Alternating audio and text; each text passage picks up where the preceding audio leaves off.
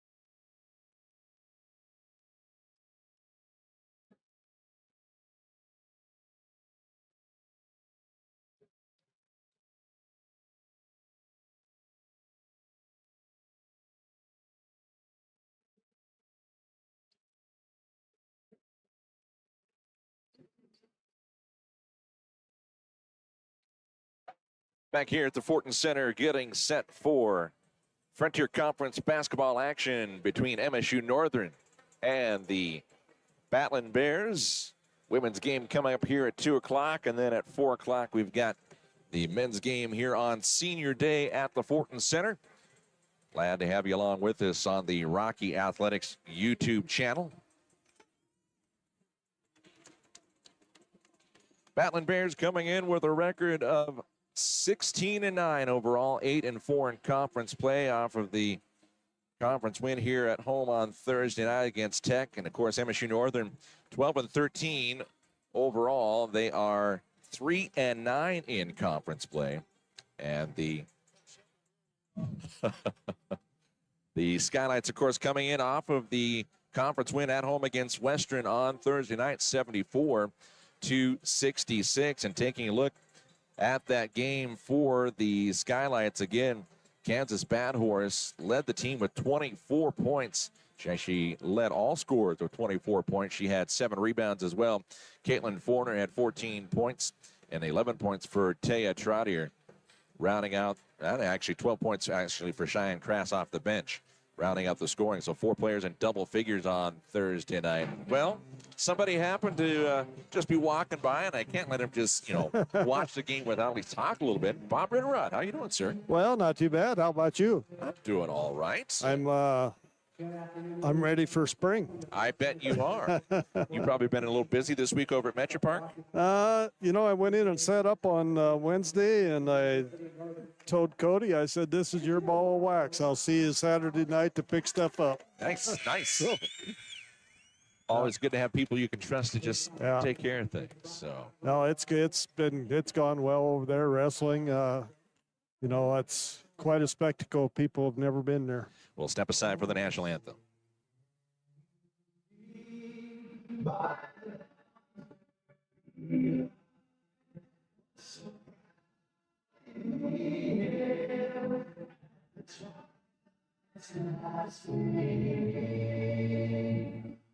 Blues broad stripes and bright stars through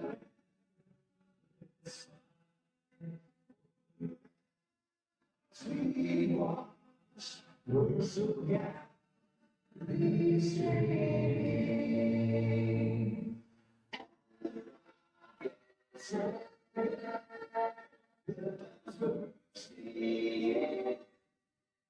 They grew through the still there, all said that spangled back.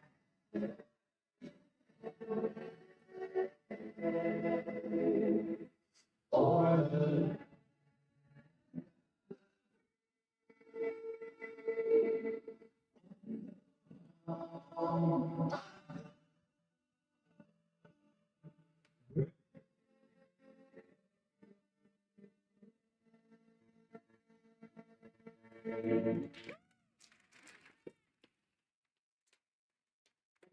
All right, there's the national anthem. We're getting set for the starting lineups. Let's give them to you. First of all, for Coach Chris Mowat's Skylights of MSU-Northern. Their starting five looks like this. A 5'8 junior out of Forsyth, Montana, number 1, Becky Melcher. A 5'6 junior out of Harlem, number 12, Taya Trottier. Joining Melcher and Trottier in the starting five is the 5'7 senior from Camas, Washington, number 22, Caitlin Fortin. Also in the starting five, a 6-foot junior, number 30, out of Lame Deer, Montana, Kansas, his bad horse, leading scorer for the Skylights this season. And rounding out the starting five, a senior, 6-foot center from Glendive, Montana, number 44, Savannah Toms. So again, the starting five for Coach Mowat's Skylights, it's Becky Melcher, Taya Trottier, Caitlin Fortin, Kansas, his bad horse, and Savannah Toms. Meanwhile, the starting unit for head coach Wes Keller's Lady Battlin Bears, it is the 6'3 senior from Brockton, Montana, Sydney Detman. The 5'5 junior out of Richland, Washington, number 3, Ileana Moran. Also in the starting five, the 5'5 senior from Scobie, the former Spartan, number 14, Gracie Leckvold. A 5'11 freshman from Whitewater, Montana, number 23, Paige Wasson. And rounding up the starting five is the 6'4 freshman, number 32, Isabel Hagum from Winifred, Montana. So again, the starting five, Sydney Detman, Ileana Moran, Gracie Leckvold, Paige Wasson, and Isabel Hagum. These two teams facing off for the third time this year. And the Battlin Bears have won both contests. And they are looking for the ever-elusive 3-game season sweep, which is always hard to do. But, of course, playing on your home court on Senior Day, that's a good way to start it out. Our officials for this afternoon's contest, we've got Ike Jesse, Emily Glue, and David Losberg. Our officials for the women's game, the Skylights in their road maroon uniforms with yellow numbering and white trim. The Battlin Bears in their home whites with the green numbers and the gold trim. Yeah, Kyle, Ike Jesse right here in front of us. He's done several national tournaments down in Sioux City and in Billings when we had it here. So we're pretty fortunate to have a quality referee like Ike in our conference. Tip-off time brought to you by Billings Hotel and Convention Center. All sponsors for all opening tip-offs for the 2024-2025 season. Battlin Bears have it to start. And the ball is going to be knocked out of bounds. They're going to say it was last touch by Trottier. So the Battlin Bears keep it there into the floor. 9:47 here in the first quarter, just underway on the opening possession. Inbound pass comes in to Ileana Moran. Moran takes a screen, takes it left wing, tries to go baseline, puts up the 8-footer, rattles in and out. Ball goes in and out of the hands, but rebounded by Savannah Toms for the Skylights. Toms will give it off to Trottier, will bring it up into the front court. Trottier gives it out top to Fortin. Fortin going in the middle of the paint. Nice jump stop. Let the defender go up and by, and she puts it up and in for her first 2 points of the contest, coming at the 9:20 mark of our first quarter. Only 3 conference wins for the Skylights so far this year, but a nice one on Thursday night at home for their game. And that one, pass goes through Wasson's legs all the way down to the other end line, and Wasson actually caught from behind, and knees buckled a little bit as Fortin caught her. Yeah, Go out of bounds. those are kind of scary They are. situations there. Could have rolled up on an ankle pretty easily there, but Lights basketball here. Unforced error gives it back over to the Skylights. Inbound pass in the corner. And Melcher, she was dribbling in, lost the handle. Leckvold coming the other way for the Battlin Bears. Stops, gives it off the top. The key for Detman. And she fires a three. It is good. We've got our first lead change of the game coming at the 8:45 mark of quarter number one. Battlin Bears up by a point. Your two seniors for the Battlin Bears there, Sydney Detman and Gracie Leckvold. Gracie with the assist and Sydney with the basket. Good way to start on senior day. Here's a shot in the paint, fading left to right. Won't go for Fortin. Rebound for Wasson. Wasson up the floor, gets it to Moran. Moran dribbling on the left wing now, over by the FIB logo. She'll take it out top. 20 to go on the shot clock. 8:15 and counting here in the opening quarter. Bears holding on to an early 1-point lead. Detman, high post right side, kick into the corner. Moran for three. That one is long. Missed everything, and the ball is going to be picked up by the Skylights as Melcher will bring it up into the front court. Quick to pass it down along the baseline. Melcher down underneath. The shot is up and good for Trottier. Her first 2 points of the contest. Lead back over to MSU-Northern, 4-3. Good transition there. Leckvold with the three is off. Off the back of the iron, but the ball tipped into the hands of Wasson. Wasson's pass out top, nearly taken away by Melcher, but picked up by Ileana. She'll bring it back across the brow of the Battlin Barrett center court, up into the front court with 10 to go on the shot clock. Moran, that's the right side. Detman fires another three, and that one's good. Her second consecutive three-pointer.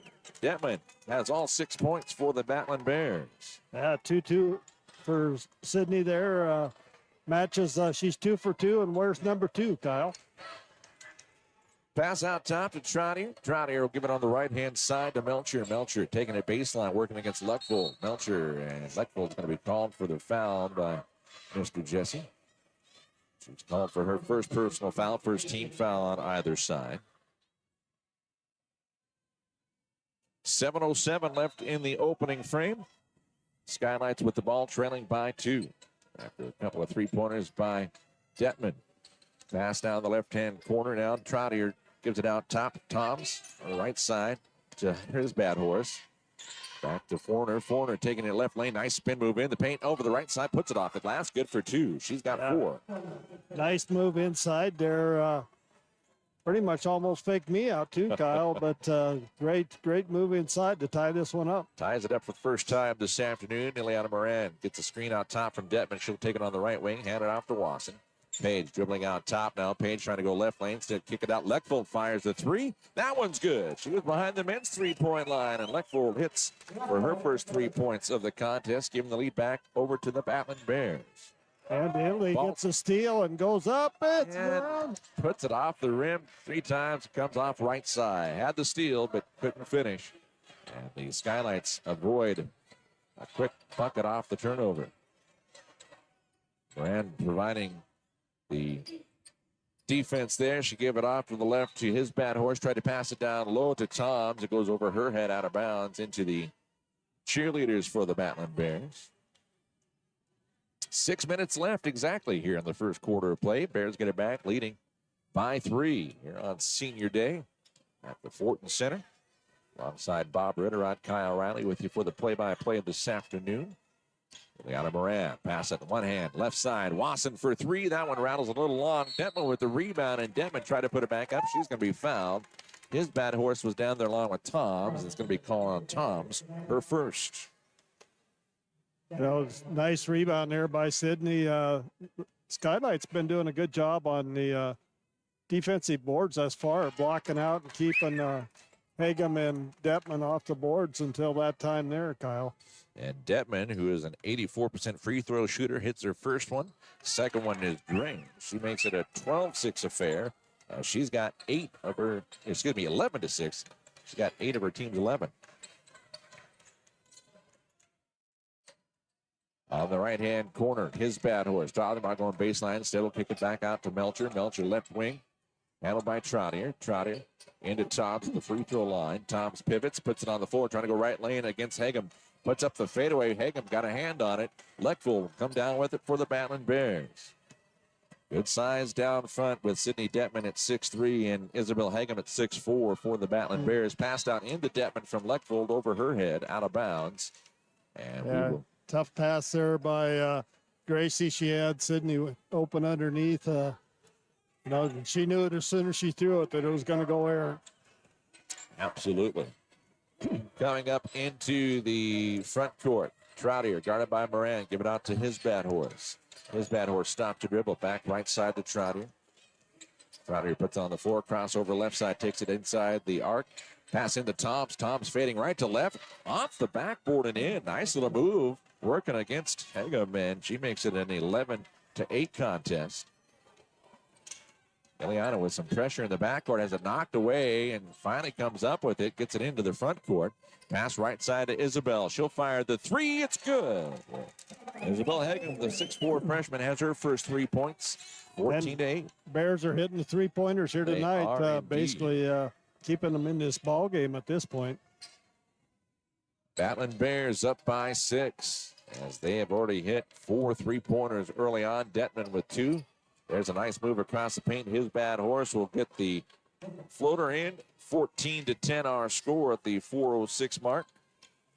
His bad horse had 24 points on Thursday night, has her first 2 of the contest. Bears with the ball up by 4. Hagem for 3, left wing. That's a little long. Out to Moran. She'll back up and with a fresh shot clock set up the play. 2-3 zone being played by the Skylights as Moran dribbles over left side, tries to take it over and then dishes back out to Leckvold. Leckvold takes it, splits 2 defenders, puts it up off the glass and good for 2. Nice move by Gracie inside there, and little jump stop there and puts her up and in. She got 5 points on the afternoon, the senior from Scobie. 3:25 left in the first quarter of play. Troutier gives it off in the corner to his bad horse. On the left wing now to Fortin. Fortin goes left around the defender, stops at the elbow, gives it back out. His bad horse had a problem picking it up. She'll have to hand it off to Melcher.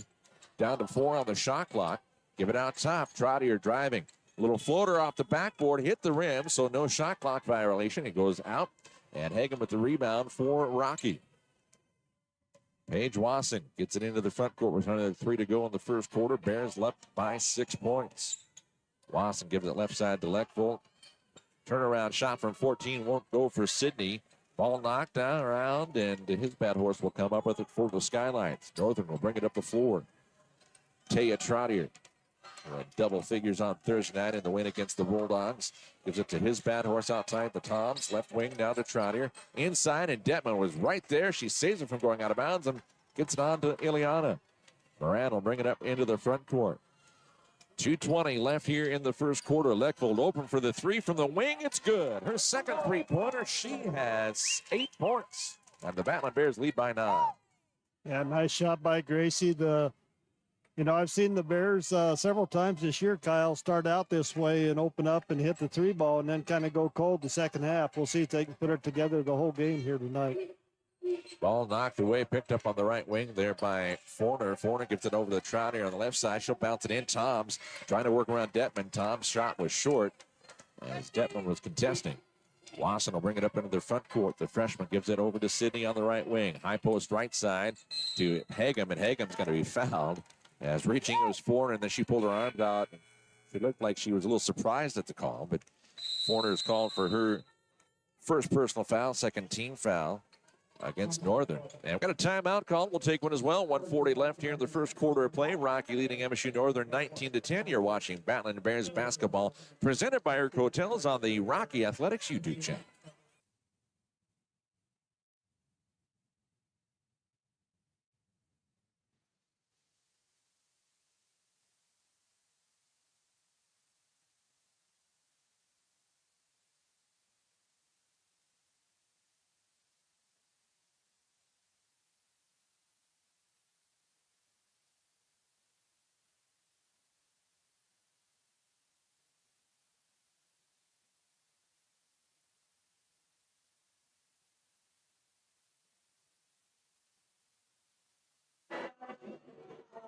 Well, these timeouts brought to you by Billings Hotel and Convention Center. They sponsor all timeout breaks for the 2024-25 season. Billings Hotel and Convention Center has 230 updated rooms, a casino, club lounge, coffee shop, pool, hot tub, and water slides. Billings Hotel can host events for up to 800 people. And Billings Hotel hopes you see you soon for a stay or your next event. Thank you, Billings Hotel and Convention Center, for your continued support. Senior Day, Gracie Leckvold, 8 points. She's the senior from Scobie, Montana. Bob, can you believe it's 20 years ago that Scobie and Reed Point faced off in the girls Class C championship? Yeah, I feel like it's several mornings, Kyle. Can't believe that already. That's 20 years. Nice pull up there by Illy for 2 from 15, but yeah, Gracie was the only player that's on this team that made that last trip to the national tournament in Sioux City with us her freshman year, Kyle. The Battlin Bears now with their largest lead at 11 points. Got a new player in for MSU-Northern. That's Williamson. Williamson gives it off to Trotter, right wing. Give it to her, right. That's Mackenzie Long. Just checked into the game. His bad horse out top. 7 on the shot clock. 1:03 left in the first quarter. Battlin Bears on top by 11, and they have it taken away. Paige Wasson will take it away. Paige has been kind of quiet start this game. I don't think she hasn't really got a good look at the basket yet, though, either. Moran gives it right side. Wasson into Hagem, and Hagem's going to be fouled as she tries to take it to the bucket. Foul is going to go against his bad horse, Kansas. That's her first personal foul. 13 foul against Northern, and at the charity stripe for the first time is Isabel Hagem, the 6'4" freshman, who is a 79% free throw shooter. And she misses the first here. She's got 3 points so far on the day.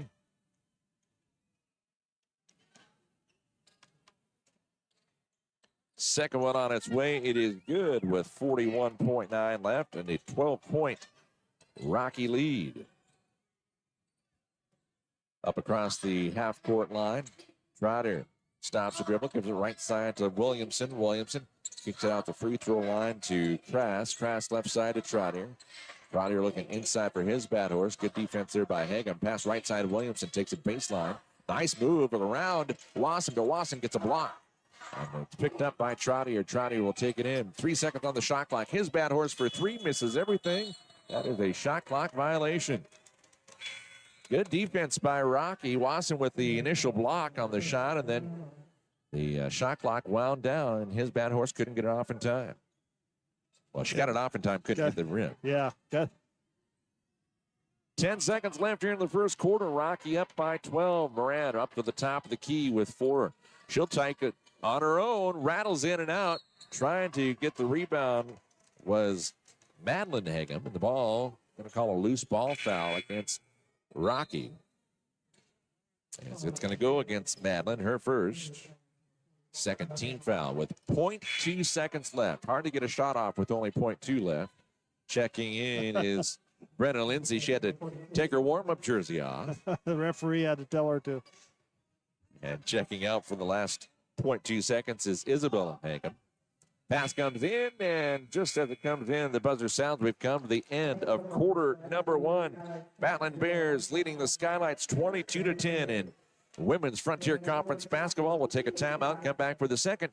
You are watching Battlin Bears basketball presented by Urk Hotels on the Rocky Athletics YouTube channel.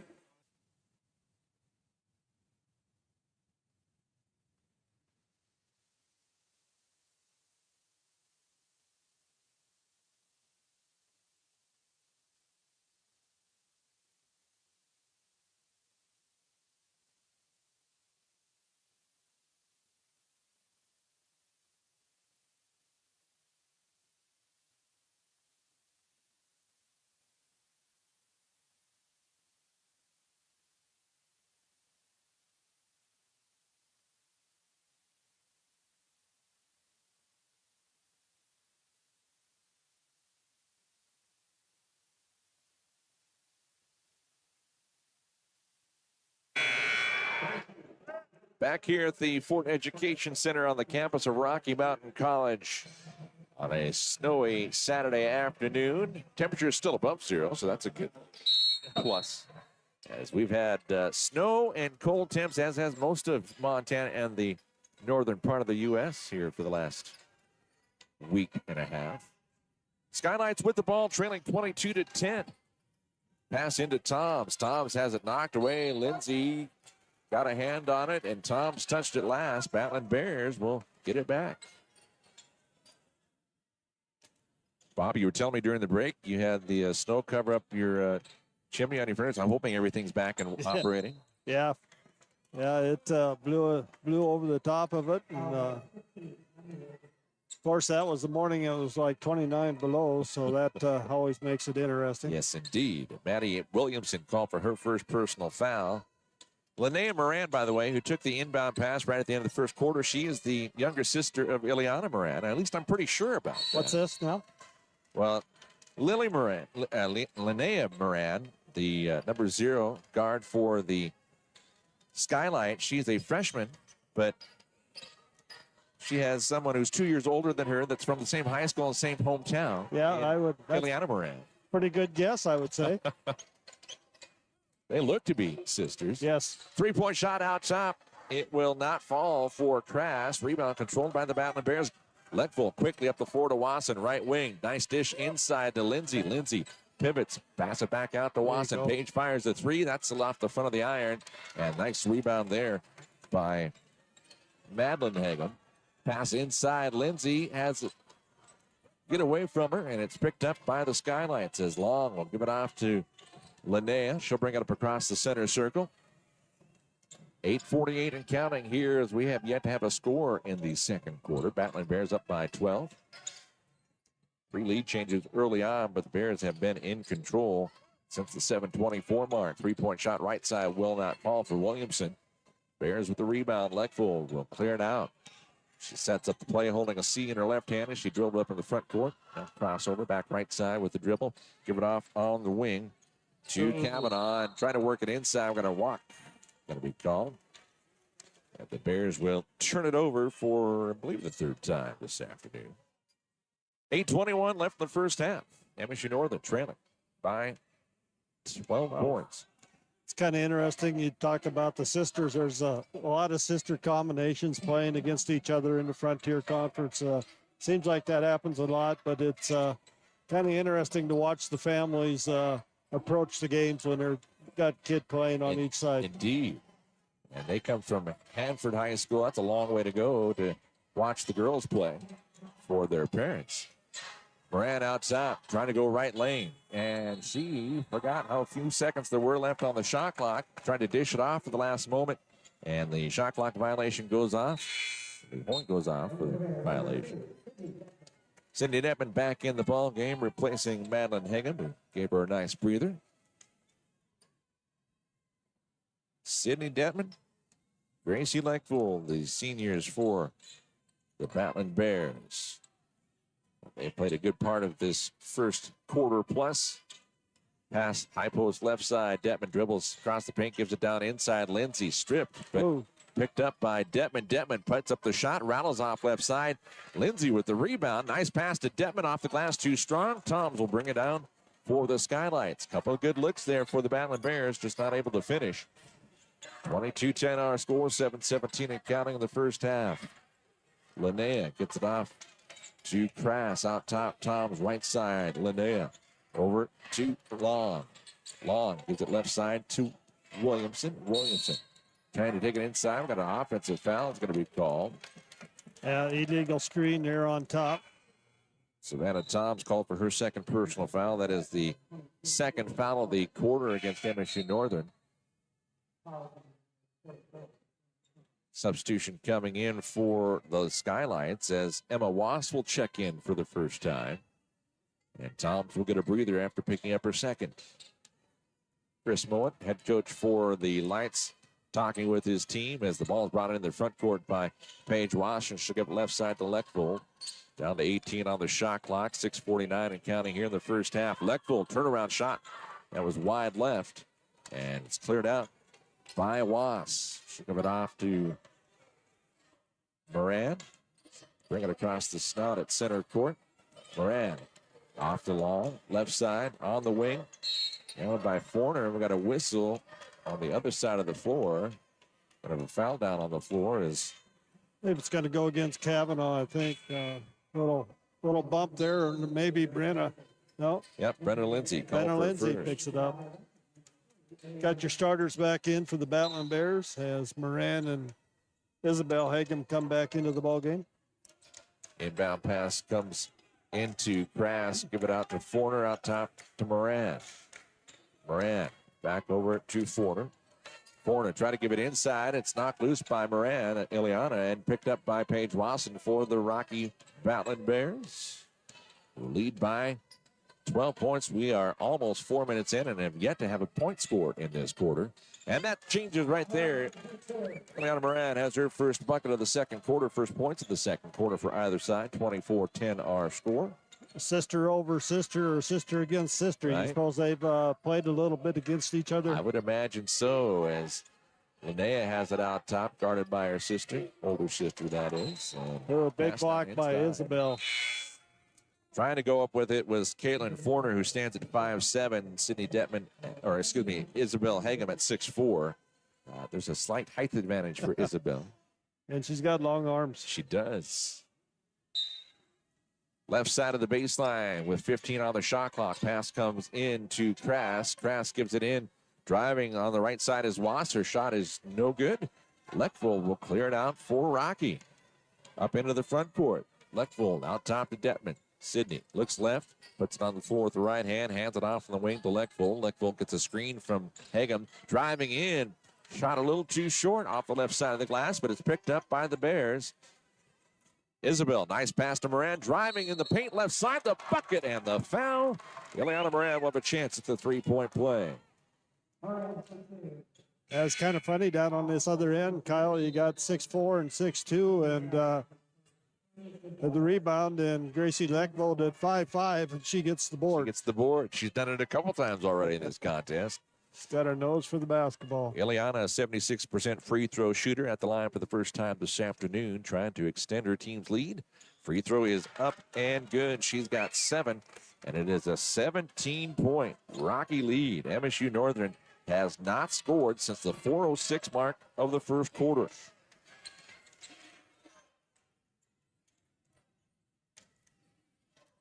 A little behind the back dribble from right to left by Fortin. She dribbles it now. She kicks it out right side. Three-point shot won't go for Was.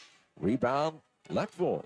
Bring it up and along the far sideline. Leckvold gives the right side to Was and gets a screen, fires a three. It's long. And rebound by Fortin for the Skylights. I think Paige needs to try to get a drive a little bit, maybe get fouled and get to the free throw line and get that touch in, that shooting touch back. And got a foul here. Yep, foul on the floor. It's going to be called against Ileana Moran. That's her first personal foul, second team foul of the quarter. We got a whistle. And we got a timeout on the court. All these timeouts brought to you by Billings Hotel and Convention Center, sponsors of all timeouts for the 2024-2025 season. Billings Hotel and Convention Center has 230 updated rooms, a casino, a club lounge, coffee shop, pool, hot tub, and water slides. They can host events for up to 800 people.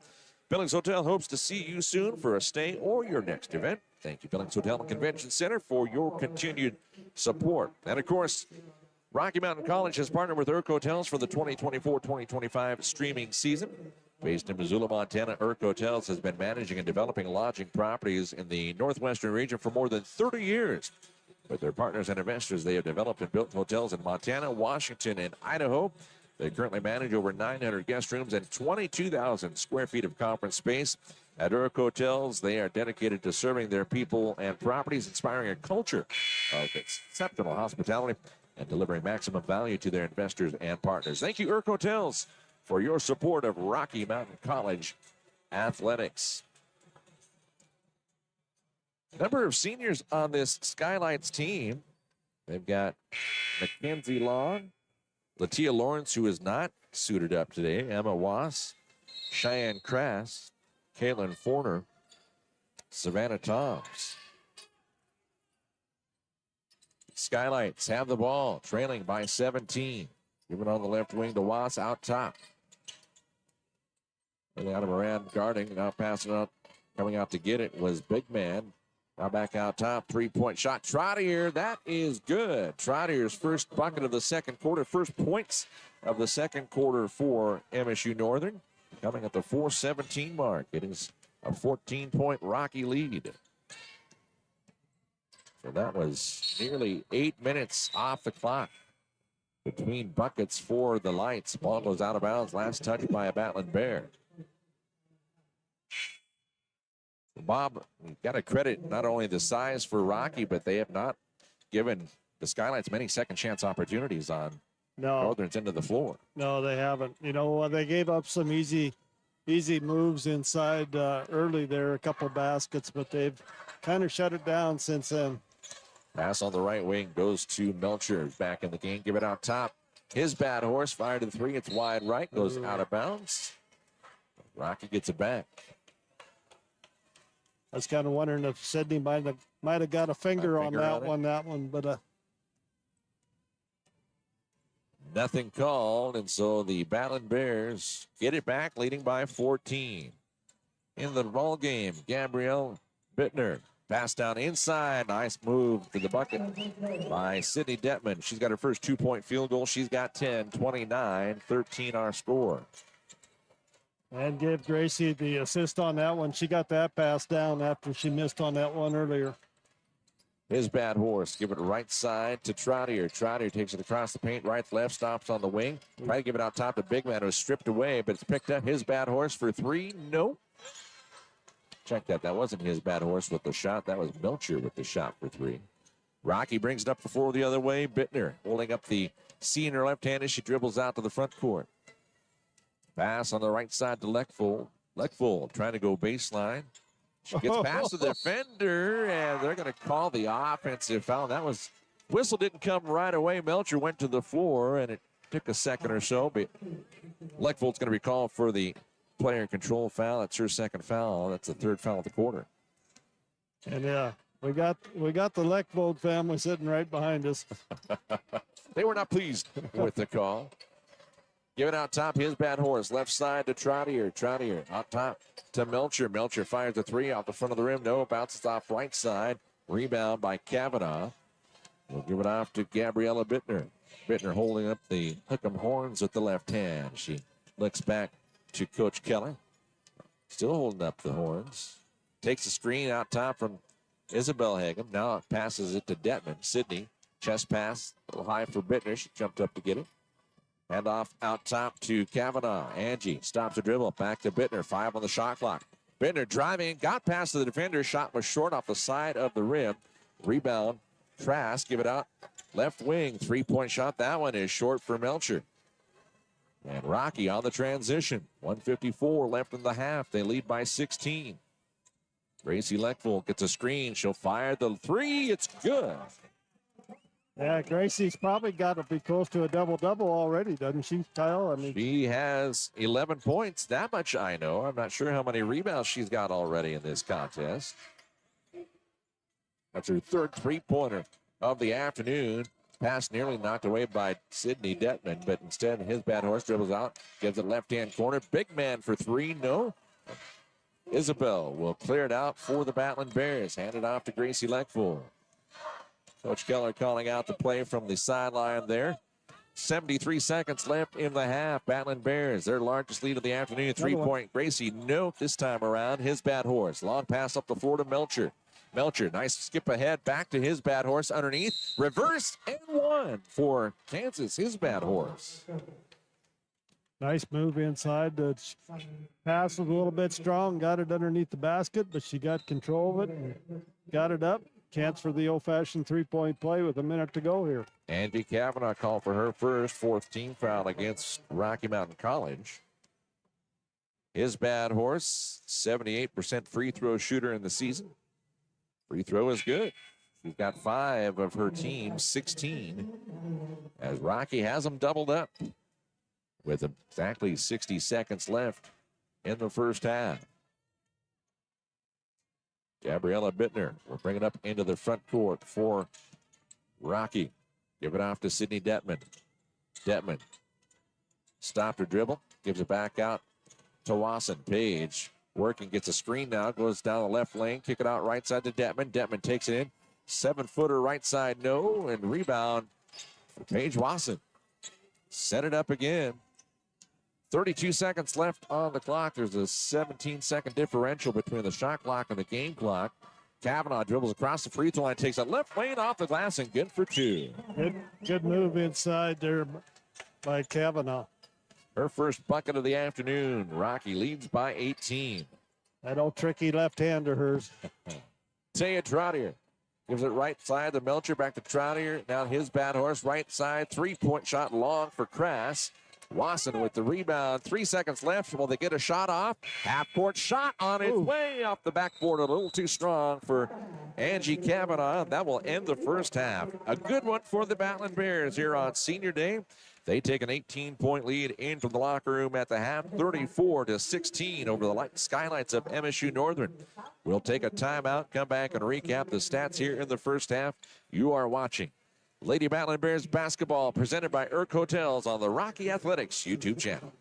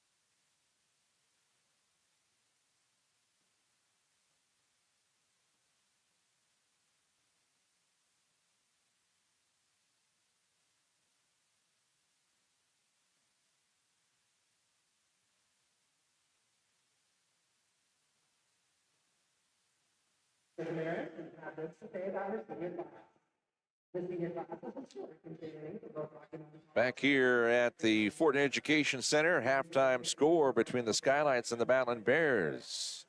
The ladies of Rocky leading 34-16 here at the break, as they have two players in double figures. The two seniors, Gracie Leckville leading all scorers with 11 points. She has gone 4 of 8 from the field, 3 of 5 from behind the arc. And she has a two-pointer as well, obviously, with her fourth field goal. So 11 points for Gracie Leckvold, who also has 5 rebounds in the first half. Sydney Detman, the other senior, she's got 10 points. She's got 3 of 6 from the field, 2 for 2 from behind the arc. She's also a perfect 2 for 2 from the charity stripe, and she's got 4 rebounds in the first half. 7 points for Ileana Moran, and 4 for Isabel Hegem rounds out the scoring for the starters. And then off the bench, Angie Kavanaugh, 1 for 2 from the field for her 2 points here at the halftime break. For MSU Northern, they have 2 players with 5 points apiece. Taya Troutier has gone 2 for 3 from the field, one of them being from the 3-point line. And then Kansas, his bad horse, she shot 2 for 4 from the field in the first half, and she converted on the 3-point play for her 5th point of the afternoon. Kaylin Forner with 4 points in the contest, and Savannah Toms with a bucket, as only 4 of the 5 starters have gotten in the scorebook for MSU Northern. And Becky Melcher, the other starter who has yet to put an offensive stat in the book. I shouldn't say that. She's got 2 assists in the first half. She's got a rebound as well, but No points off the bench for MSU-Northern. They traded buckets early on, as Bob had mentioned earlier. They had kind of gone back and forth. Rocky giving up some early points down low, but since then, Rocky has really shut down any opportunities for the Lights.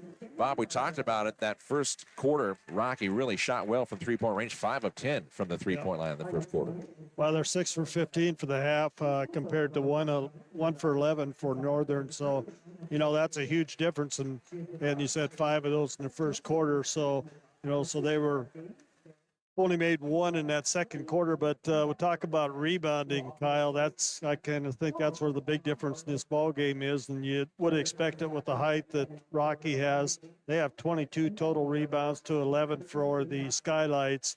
And you mentioned the offensive boards. Skylights only have 1 offensive board in the first half compared to 9 for the Battlin Bears. But Rocky, from the three-point line, shooting 40% from the three-point line, Coach Keller's got to be pretty happy about that. So, but, you never I always told kids when I was coaching, if team goes 1 for 11 in that first half, they might go 9 for 10 the second half and end up at 50%. So, you've got to give them some respect and keep playing strong defense, and that's been Coach Keller's staple, I think, all the years that he's been head coach here. Is his teams always play hard on defense. You're not going to make those shots every night, but you can always come out every night and play hard, tough-nosed defense. And defense is going to win you a lot of championships. Well, it is. And you look at the second chance points, 12 for Rocky, none for MSU-Northern. The Lights do have 12 points in the paint as opposed to only 8 for Rocky. But then, of course, when you hit 5 3-pointers, that makes a difference. But the Battlin Bears have just played great defense and not given a lot of opportunities for the Skylights. As we mentioned, 12-0 second chance points in advantage of Rocky. And having a double-up differential in the rebound department, it just shows Rocky has been able to dominate. We mentioned that the Skylights had at one point gone almost 8 minutes before putting points on the board as they hit their 5th bucket of the afternoon at the 4:06 mark of the first quarter. It got it back within 4 at that point, 14-10. It was a 22-10 score at the end of the first, and Rocky ended up rattling off the first 5 points of the second quarter before the Skylights finally scored a bucket at the 4:17 mark of quarter number 2. But the other thing was, Bob, we actually didn't have any points scored in the first 4+ minutes of that second quarter as everybody kind of slowed it down a little bit. Yeah, by either team, But, you go back, you mentioned the points in the paint, 12 points in the paint. I think probably 6 of those were their first 6 points, right at the beginning of the game, too. So, since then, Rocky's size inside has kind of shut that down, and I mentioned Isabella, she's 6'4", but I'd like to know what her wingspan is. And another one is Paige Wasson. I don't think people realize how athletic she is. She's a good jumper, and she's got long arms. She's got a nice wingspan too. And she mentioned scoring. She hasn't scored yet either for a starter for the Battlin Bears here. And I honestly think, Kyle, that when she is done playing her career at Rocky here for 4 years or whatever it is, she will be the leading scorer all time at Rocky Mountain College. Okay. I think she's a tremendous player, good shooter. Like I said, I think she needs to try to get to the free throw line here to kind of get her feel for take a couple free throws, maybe make 1 or 2 of them, and get a feel for what it's like to make a basket again here in this game, get her going. Get the touch going. Well, the Battlin Bears leading 34-16 here at the half. It is senior day, and here at the halftime of the women's game, they're honoring the cheer squad. And we do have the names of our seniors on the cheer squad this afternoon. The first of the 6 seniors there is Cameron Garshow. She's originally from Billings, will graduate with a degree in elementary education, sociology, and psychology. And she is excited to be finishing up her college career. The next one is Danielle Jorgensen, also from Billings. She'll graduate next December with a degree in elementary education. She's the daughter of Shane Jorgensen and Jill Sanderson, the sister of Damon Derrick Alex, Kalia, Libby, Blake, and Beckett. A few siblings as she will look to go on academically. She's made the dean's list throughout her academic year. Her future plans are get her teaching license in Montana and get a job teaching a primary grade. Savannah Lockwood, she's originally from Stevensville, Montana. She will be graduating this spring with a degree in sociology and psychology and minors in philosophy and religion. And she looks to continue her education online and receive her master's degree in sociology and work towards having her own private practice as a youth therapist. Next senior is Zarius McGowan. Zarius is from Lewistown, Montana. Will graduate this spring with a degree in communication studies. He's the son of Paul and Tina McGowan, and his future plans are to make a career in marketing and advertising. Fifth senior, Tori Ward. She's from Joliet, Montana. She'll graduate this spring in elementary education with a minor in reading. And she is looking to go on. Let's see here. I was looking for her future list. I'm trying to break things down. She was a member of the team that competed nationally a season ago. Final senior this afternoon, Violet Walker. She's from Clinton, Montana. Graduated this spring with a degree in communication studies, philosophy, and religious studies, and pre-law. And after graduation, she hopes to attend law school at the University of North Texas, Dallas. So congratulations to our cheer squad seniors who are represented here on the floor. They're standing down in front of us. You can see them on the camera here. We'll go ahead and take another timeout. Take a few minutes to get away here. A halftime score 34-16. Rocky on top of the Skylights of MSU-Northern. You are watching Battlin Bears basketball presented by Urk Hotels on the Rocky Athletics YouTube channel.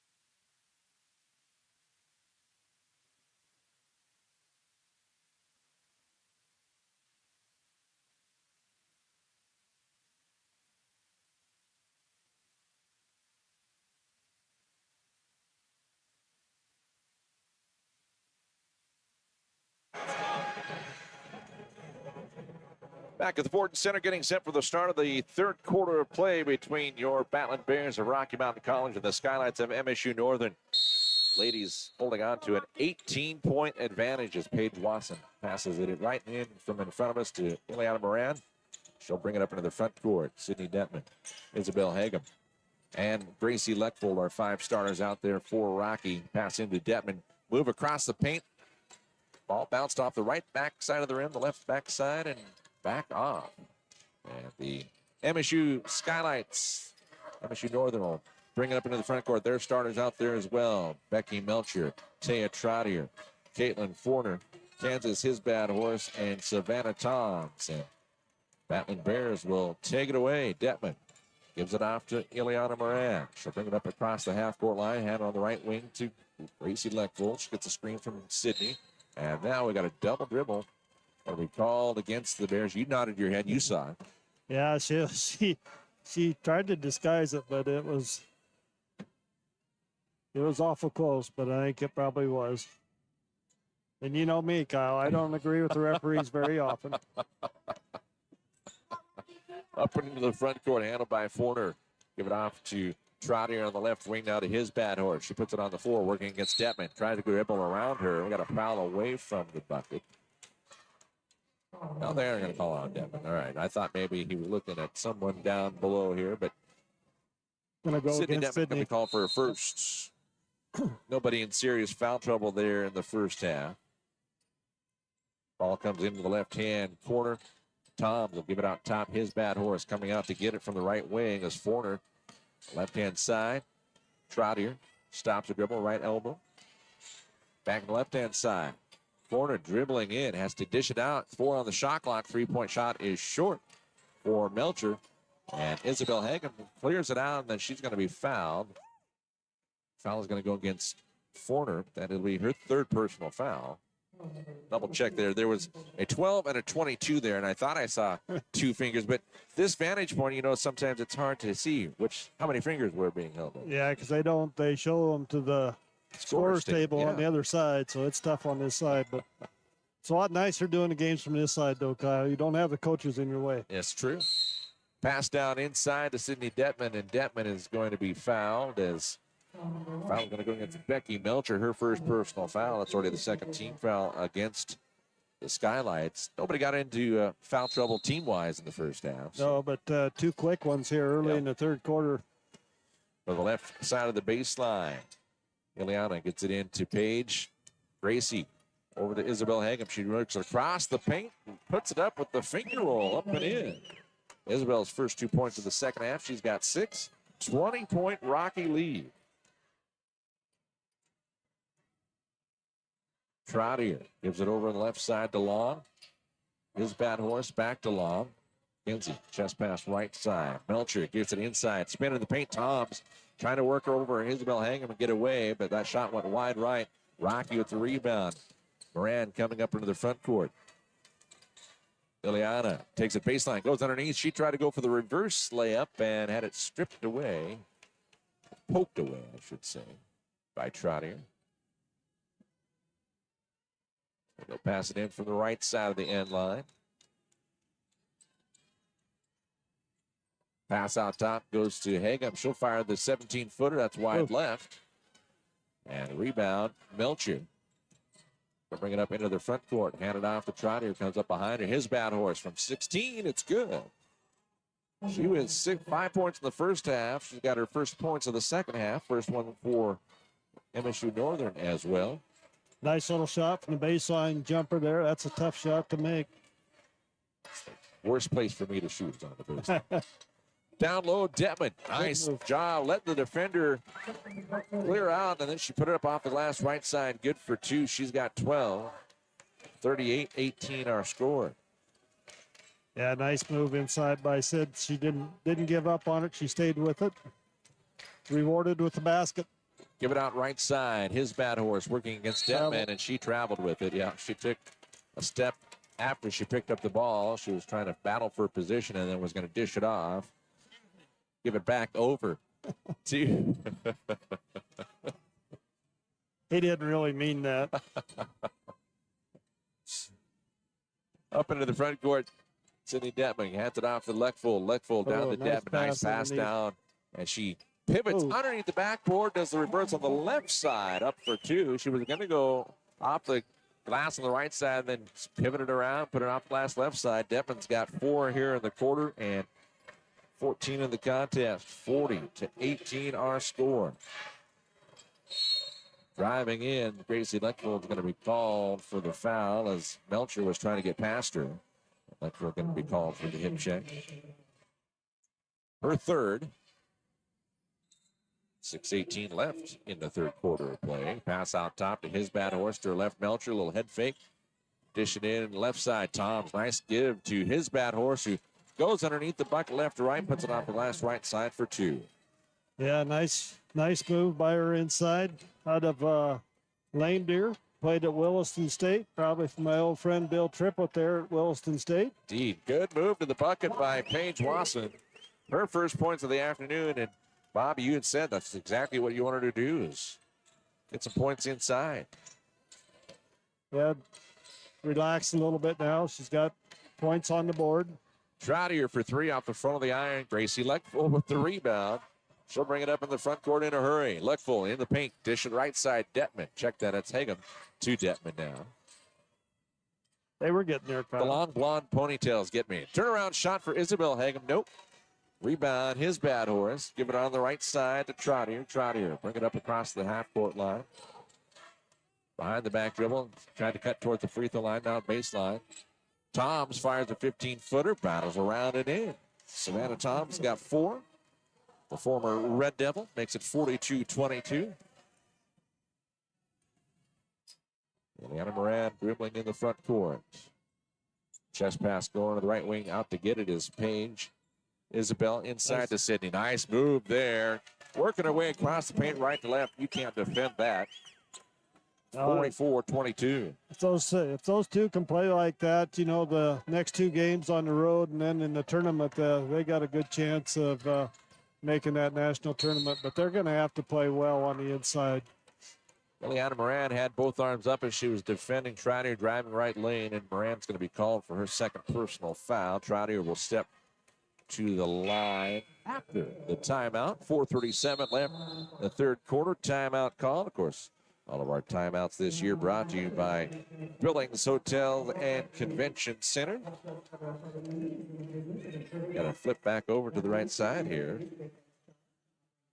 Billings Hotel and Convention Center, 230 updated rooms, a casino, club lounge, coffee shop, pool, hotel, hot tub and water slides. Billings Hotel can host events for up to 800 people. They hope to see you soon for a stay or your next event. Thank you, Billings Hotel and Convention Center, for your continued support. We were there a couple weeks ago, Kyle, for MHSA convention. They got that new building there, and it's really nice. They really did it up right, I think, with that new addition that they put on out there. It's really made that a nice facility, and it's going to be a big boost for Billings, I think, to be able to maybe bring some big conventions into the community and some revenue come in with them. Absolutely. I know, I don't remember if they still do, but they hosted the Midland Roundtables monthly luncheons for a number of years. Yeah, I think they still do. Yeah. 44-22 our score. Rocky on top of the Skylights of MSU-Northern. Skylights had a win on home on Thursday night against Western, 74-66. But they are 3-9 in conference play, 12-13 overall. Troutier at the line. First free throw misses. She is an 83% free throw shooter coming into this afternoon's game. She's got 5 points on the afternoon. Second one rattles off right side of the rim, bounces off left side. Rocky will bring up the floor the other way. Ileana brings it up into the front court. Dribbles over on the left wing. Out top to Detman. Sydney. Troutier playing tough defense on her. Wasson over right side. Leckfull for 3. That's long. And his battle. Check that. Melcher will bring it up the floor. Melcher up across the half-court line. And Ileana's going to be called for her third. Trying to reach in to poke the ball away, and that's her second foul of the quarter. 4th team foul against Rocky, so one more, and they'll put the Skylights in the bonus. And Illy will sit down for a little bit here. Belcher from just to our right, passing it into Trotter. To her left of his bad horse. His bad horse, nice look at the right side of the free throw line. Shot is short for Crass. Rebound, Battlin Bears. Page will bring it up across the half-court line. Dribble out on the left wing here. Screen out top from Detman. Still that 2-3 zone for the Skylights. Leckful working inside to Detman. She's double teamed now. Detman triple team. Trying to give it out top, and it's picked up by Melcher. As the pass was deflected, Melcher handed off to Long. Long back to Melcher. His bad horse. 3:37 left in the third quarter. Skylights trailing by 22. Pass to the left side. Long to his bad horse. She dribbles in towards the free throw line. Backs out. Down to 12 on the shot clock. Crass back out to his bad horse. We got a 3-second violation as Crass a little too much time in the paint. Down low. 3:23 left in quarter number 3. 22-point advantage for the Battlin Bears. They have led since the 7:24 mark of the first quarter. Madeline Hagan hands it off to Page. Page dribbling around on the right wing. Gives out Detman top for 3. Nope, that's a little long that time around. She hit those 2 threes early on. I thought that one was going to go. Gracie almost had another rebound She there, did. but Crass to Long, moving across the paint, right to left, off the glass left side, won't go. Rebound, Bittner. She'll bring it up into the front court this time around for the Battlin Bears. Bittner, right side to Gracie at the hash mark. Madeline on the left side to Bittner. Gabriella There down we the go. left-hand corner. Wasson for 3. Bob called it. she likes that corner. First three-point field goal of the afternoon. 47-22 our score. That one coming at 2:25 left here in the third. All Battlin Bears this afternoon. Shot off the glass and in for Was. It shows me that's for Cheyenne Crass. Her first 2 points of the contest. Bittner stops her dribble. Left side to Wasson. Page puts it on the floor with the right hand. Chest pass fired over to Gabriella. Out to Sydney Detman. She'll pivot behind the arc. Nice pass inside. Turnaround shot is shy for Isabel Hagan. Excuse me, Madeline Hagan. Isabel's on the bench at the moment. Trotter, right side to Long. Long. And we got a whistle. Foul on the floor. We'll go against Detman, I believe.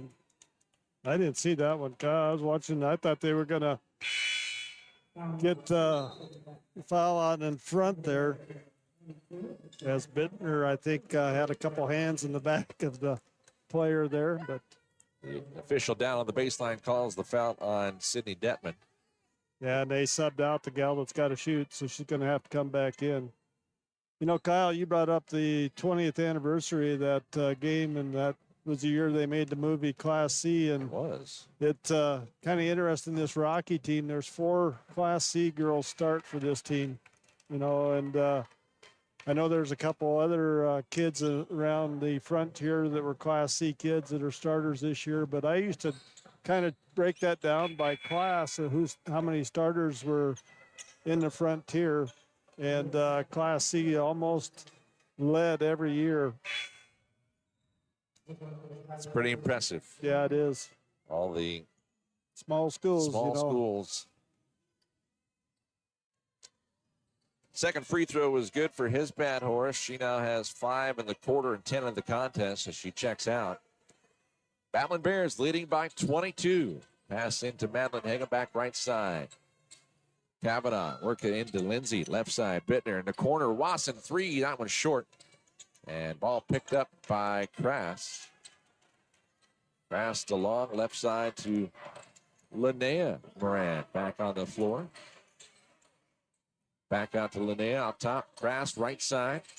Goes to Williamson. Long, little head fake there. Long driving in. Put up the shot. Nope, it was blocked by Madeline Hagan. And Hagan got a little celebration there with Lindsay as the ball went out of bounds on the baseline. I think Coach Keller's wanting it off of the Skylights there, but Not going to win the argument. no. Tom's the inbound pass to Williamson. Dribbles out to the left wing. Williamson stops the dribble. Pass out top of Crass. Inside the Toms. And Lindsay's going to be called in for the reach that time around. Brenna Lindsay called for her second personal foul. That will once again send the Skylights to the line. And I forget that it's 2 shots once you get to the 5 fouls. In the quarter. Yeah. That always throws me. In the women's. Yeah, in the women's. Do you think the men will ever go to quarters? They might catch up someday. Okay. It's the only league that does not play quarters. Yeah, throughout basketball. Both free throws good for Savannah Toms, the 6-foot senior from Glendive. She's normally a 60% free throw shooter, but she hits them both. 47-27 our score. Nice move. Good move inside. Lindsay off the glass and in. Her first points of the contest. 49-27 our score. One thing about Brenna, something's going to happen when she gets in the game. Moran, that is Linnea Moran. Handed off to Long, who went baseline and then stepped out of bounds. As she pivoted there, she got underneath the backboard. Was going to try and pivot and dish it back out, but she stepped on that end line. Rocky will get it back. Long will take a seat on the bench. No shot clock as we're down to 15 on the game clock here in the third quarter. Battlin Bears holding on to a 22-point advantage. They led 34-16 at the halftime break. Linnea. Brenna Lindsay moves in off the glass and good. She got 4. And that will be the final points here of the third quarter. Battlin Bears leading 51-27. We'll take a timeout, come back for the fourth. You're watching Lady Battlin Bears basketball presented by Irk Hotels on the Rocky Athletics YouTube channel.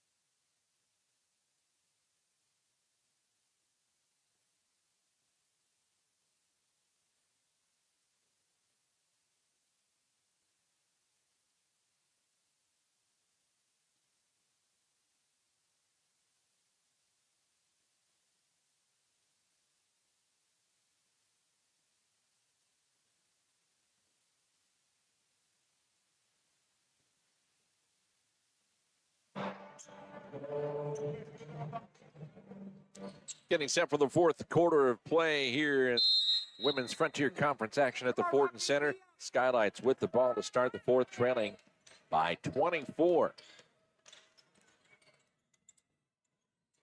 Coach Steve Keller kind of feeling bad for you. Yeah. Steve and I actually played basketball against each other in high school. He went to school at Custer, and I went to school in Melstone. So we've known each other for quite a few years. First foul going to be called against Gabriella Bittner. It's her first and the first one against Rocky here in the fourth. And at the charity stripe, Linnea Moran hits the first one, her first point of the afternoon. You see here, I actually have no stats for her at all. Second one misses. We're looking at the stat total. 51-28 our score. Under 9:40 to go here in the final 10 minutes of regulation. Battlin Bears have led from the 7:24 mark of the first quarter on. Lindsay pass left side. Bittner 3, little long. Nice rebound. Lindsay off the glass left side. Good for 2. She's got 6. Brenna's always tough on the boards, and when she gets the ball around the basket, she's gonna take it to the hole and either get the basket or get fouled most of the time. Shot down low, left side is up and good. I was trying to see who made that. 15, I think. Okay, I thought it was Williamson, but wasn't quite positive on that. 53-30 our score now with bucket. Oh, Madeline. Out top, Bittner, 3-point shot wide right. Rebound down low. Crass for the Skylights. Outlet to Moran. Linnea, who, by the way, I did find her stats. 38% free throw shooter coming into the game, and she's now 1 for 2 on the afternoon. Handoff Williamson. Strong move to the bucket left lane, and that one, she got too far underneath the backboard. Watson clears it out for Rocky. Up the floor. Nice look down to Bittner. Off the glass. Right side for 2. Great assist from Paige Watson. 55-30 our score.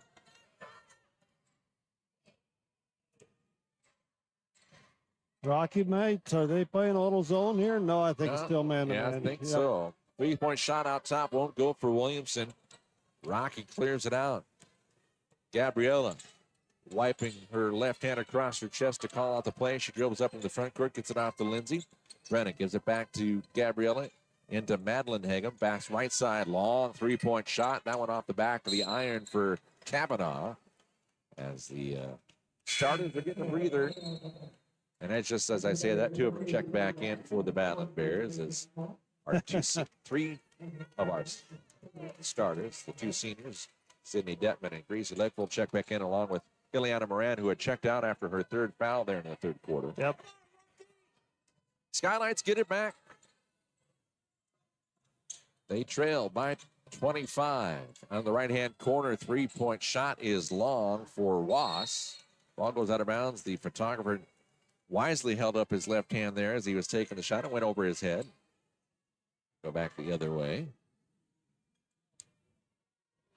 Here's inbound pass to Ileana, and I'm pretty sure that is sister Linnea guarding her up the floor. Screen out top from Sydney Detman now. Pass right side. Gracie. Oh. Ooh, pass nearly taken away by Williams. Down the left-hand corner. Wasson for 3. That's their corner. According to Bob Ritterrod, and she hits her 2nd 3-pointer there of the afternoon. Yeah, Paige just needs to relax, and I'm surprised Coach Keller doesn't try to get her an easy shot right at the beginning of the game to get her going too, and maybe he does, and I just didn't notice it, but that's always a big advantage if you can make that first 1 or 2. Pass inside. Little battles there. Yeah, the sisters battling as the pass went down low, right side to Linnea. 2 of the shortest players on the floor playing down on the blocks. Yep. And Linnea put up the shot, drew the contact from older sister Ileana. And that is her 4th foul, by the way. So Linnea Moran will step back to the charity stripe. She won 1 for 2 there a moment ago. The Moran sisters from Richland, Washington, played for Hanford High School. That one rattles in and back out. Linnea is a 5'4" freshman, and Ileana, the 5'5" junior. Second one on its way. It's good. Bob, you kind of wonder.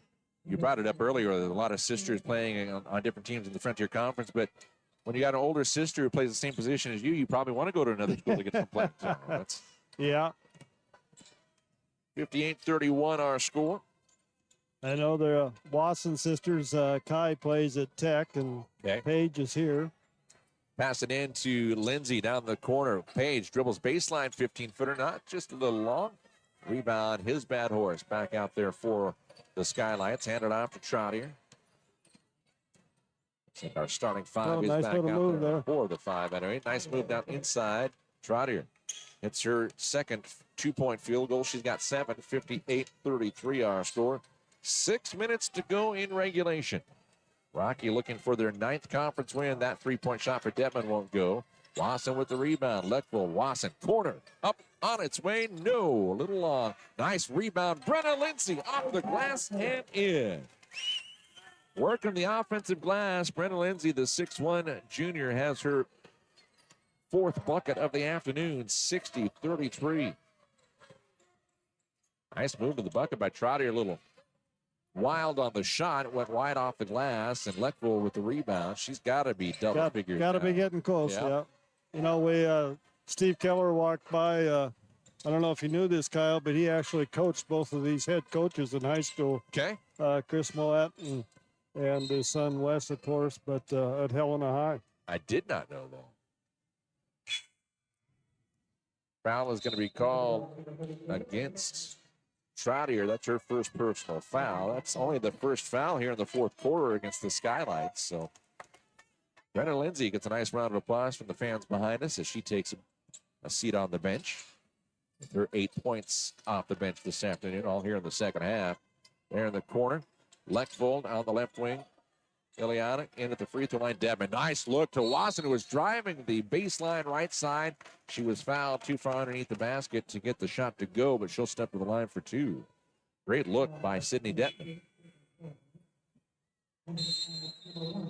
No, that's what I say. You know, they gotta go to Carroll. I think is a Thursday that they play at Carroll, and then they play at Western on Saturday. Yeah. I believe the last two games of the regular season, and then they go into the tournament in Great Falls. But you know, I think they've got a tremendous chance of being able to go into the tournament. I don't, you know, Providence has lost. They lost several games early there, which I think they're probably one of the more talented teams in the conference this year. They did play for the national championship last year, so that says a little bit. They got a lot of kids back, but I think Rocky's got a really good chance of making the national tournament, even if they do not win the conference tournament in Great Falls. I think, you know, if they could be nice if they could get that win at Carroll and win out both games this weekend. But even with a split, I think that they have a good chance of making the national tournament without winning the conference tournament. But if they win the conference tournament, of course, then it's an automatic thing. Right. I know I talked to AD Jim Kleeman about they have put in bids to host both the men's and women's first round tournament games. You know, it's probably a pretty slim chance, but it sure would be nice to have one of them here. Yes, it would. Paige Wasson at the free throw line. That one hits off the front of the rim, the back and in. She has 9 points on the afternoon. The 5'11 freshman from Whitewater, a 75% free throw shooter. And that one bounces off the front of the iron, but Rocky gets it back. Gonna have a foul on the Skylights. Foul called against Caitlin Forner. That's 5, I Yeah. believe, yes. I had missed marking down her fourth one, so she will foul out with 4:55 left in the contest. She will leave with 4 points on the afternoon. Rocky with the ball. Paige Wasson dribbling into the paint. Shot is short from 5 feet out. Cleared out by Was. Was gets the Troutier up into the front court. Left side to Long. To her left to his bad horse. 4:35 left in regulation. Rocky leading by 28. Left-hand side, three-point shot. That's good. Emma Was, her first 3 points of the afternoon. 61-36 our score. Up into the front court. Ileana Moran pass on the right-hand side to Leckvold. The senior dribbles once, stops. Overhead pass left side. Moran looking to go right lane. Instead, kick it out to Gracie. Gracie. Detman at the free throw line. Comes out right wing now. Try to get it inside to Isabel Hagem, and the ball is knocked loose, picked up by the Skylights. Troutier skips it into his bad horse. Turnaround, boy. Detman is right there. She kind of waited to move around, put up the shot. It doesn't fall. Good effort by his bad horse. Detman clears it out for Rocky. Up into the front court. Moran, hash mark right side. Dribbles out top now. Still on the dribble with 15 to go on the shot clock. 3.5 to go in this one. Battlin Bears going to improve to 9-4 in conference. Driving, shot, no. But Moran will step to the line for a couple. She was hoping she'd get it to the fall. Troutier called for her second personal foul. And that is the fourth team foul against MSU-Northern. Ileana 1 for 1 at the line this afternoon. First one rattles off right side. He is a 76% free throw shooter.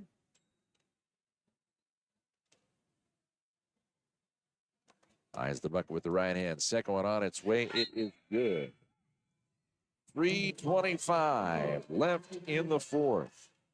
Battlin Bears lead 62-36.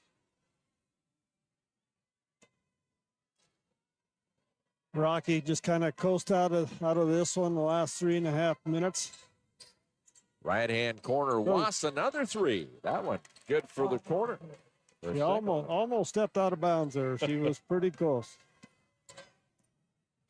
Battlin Bears, as Bob mentioned, will be at Carroll on Thursday and then at Western on Saturday afternoon to wrap up the regular season. Wasson from the left wing for three. It is good. I'm wondering for a moment if she had a foot on the line. The referee says no, she was behind. 65-39 our score. That one will not go from the top this time around. Rocky bringing up the floor the other way. Moran in the paint, 12-footer. Floater is good. Ileana Moran, she's got 9 points in the contest, 67-39. All Rocky this afternoon. Wass working against Hegum. Wass driving, puts it up. Nope, it bounced back out, but she's able has it knocked out to her. Out top, long for three off the glass. Nope. Banks closed on Saturday afternoon. 67-39. She had the right line, just a little too strong. Coming up the floor the other way. Luckfield's going to be fouled. Trotter, yeah, I believe it's on Trotter. Yep, that's her third. 2:08 to go in the ball game, and Rocky with a 28-point lead here. As Sydney Deppman goes to the bench, gets a nice hand from the crowd here. Senior day. First free throw for Gracie Leckvold, who I'm assuming is going to check out after her second free throw attempt. So. Makes her first there. She's got 12 points on the afternoon, make it 13. You know, knowing Gracie as well as I do, I'm surprised she didn't miss that on purpose so she could stay in the game. Oh, I love that little gal. She's a competitor. Two seniors have checked out here with the final 2:08 left. Rocky leading by 30, 69-39. Men's game coming up. Tip off at 4.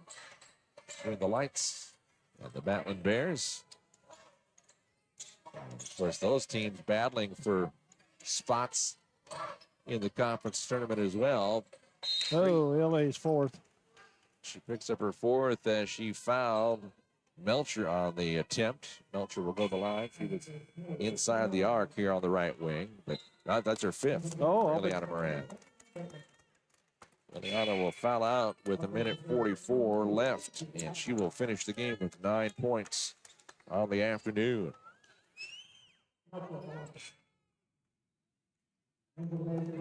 Paige Wasson checks out, as does Isabel Hegum. So the starters now all out of the game for the Battlin Bears. First free throw from Melcher misses. Becky Melcher, a 5'8" junior from Forsyth, Montana, played at Miles Community College prior to transferring up to Havre. Makes the second one, 69-40, our score.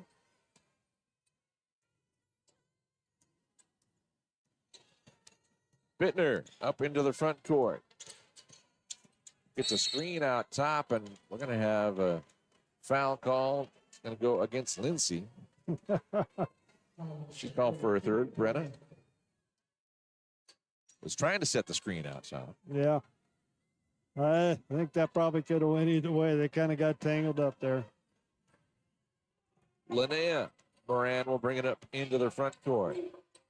Under a minute and a half to go in this one. Wass hands it off to Long, and came out along the perimeter right side. Give it off left side. Moran trying to go right base or right lane. Instead, kick it out left side. Long, a little long for three. Moran with the rebound. Fresh shot clock. 70 seconds left in the fourth. Battlin Bears up by 29. Down to 10 on the shot clock. Moran going baseline. Moran working against Bittner.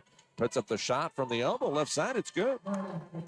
Her first field goal of the afternoon. She's got 4, 69-42 our score. Under a minute to go in this one. Gabriella Bittner gives it off to the right to Talon Black, who's in the game for the first time. Back to Bittner. Down to 12 on the shot clock. Lindsay finds the corner.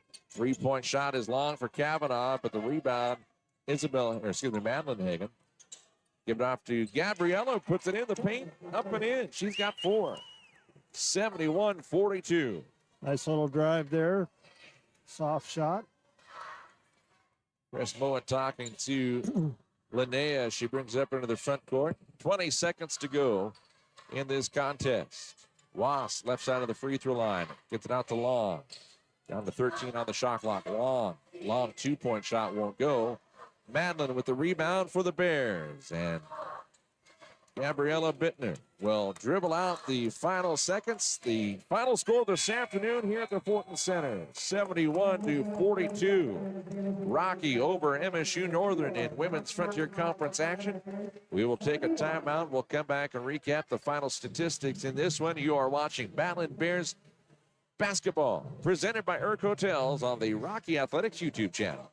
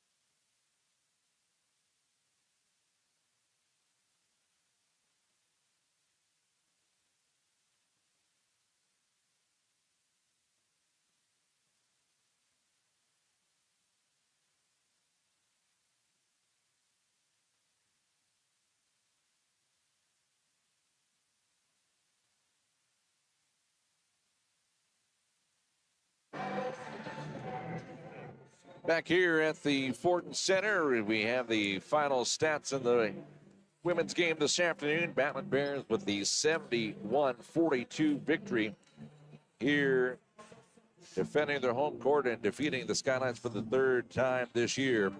Leading all scores this afternoon, Sydney Detman. She went 6 of 12 from the field, 2 of 4 from behind the arc, and 2 for 2 from the line for her 16 points. She had 5 rebounds as well this afternoon. The other senior, Gracie Leckvold, she had 13 points and 7 rebounds, so she was denied the double-double. But the 5'5 senior, 4 of 9 from the field, 3 of 6 from behind the arc. She was also 2 for 2 from the free throw line. 12 points for Paige Wasson. Paige, who did not have any points in the first half, she did a nice job here in the second half as she found the touch. She went 4 of 12 from the field, but 3 of 9 from behind the arc, 1 for 2 from the line, and 12 points or 12 rebounds as well to get a double-double. 12 points, 12 rebounds for Paige Wasson, the freshman from Whitewater. And then Ileana Moran, who fouled out of the game late. She ended with 10 points on the afternoon, and she went 4 of 8 from the field and 2 for 3 from the free throw line. Brenna Lindsay off the bench with 8 points, 6 points for Isabel Hagem, 4 points for Gabriella Bittner, and 2 points on the afternoon for Angie Kavanaugh. Meanwhile, Rocky saw Northern only had 1 player get into double figures as Kansas, his bad horse, finished with 10 points on the afternoon, shooting 4 of 7 from the field and 2 for 3 from the free throw line. 7 points for Taya Trottier, 6 points for Savannah Toms, 4 for Kaylin Forner, and 1 for Becky Melcher. Off the bench, Emma Wasp with a couple of threes here late in the game for her 6 points. 4 points for Linnea Moran, and then 2 points apiece for Maddie Williamson and Cheyenne Crass. Well, if you look back to the start of this game, they traded the lead 3 times as the Skylights got the early lead. Then they answered back with a couple of buckets. Rocky took the lead for good, 6-4 at the 7:24 mark. It was 22-10 at the end of one. Rocky extended their lead at the halftime break, 34-16. At the end of three, it was 51-27, and the final score, 71-42. And Bob, you shoot 42% from the field, 73% from the line. That's not a bad afternoon. No, it's not, Kyle. But this game was won on the inside on the boards, 42-24. Yep. Total rebounds, 15 offensive for Rocky, only 3 offensive boards for the Skylights, and that's, you know. But Rocky should be that way every game. I mean, they're huge inside. You know, they take the 6'2" or the 6'4" girl out and replace her with a 6'2" or 6'3" girl.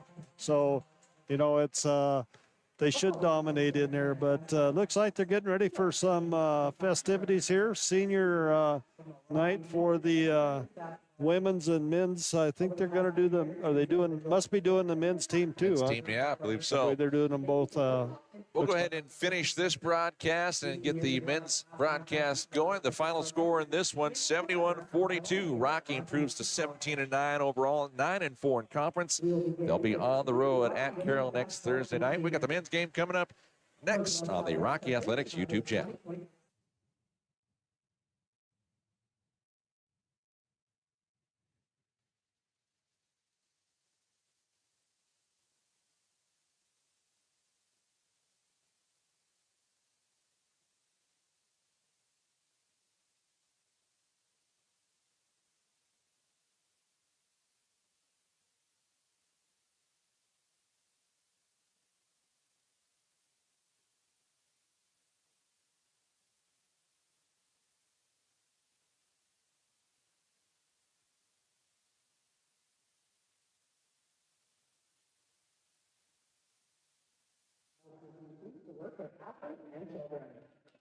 After spending 3 seasons at Fresno State, Battlin returned to home state.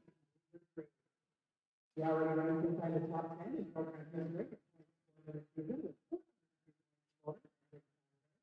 And has been named Frontier Conference Offensive Player of the Week.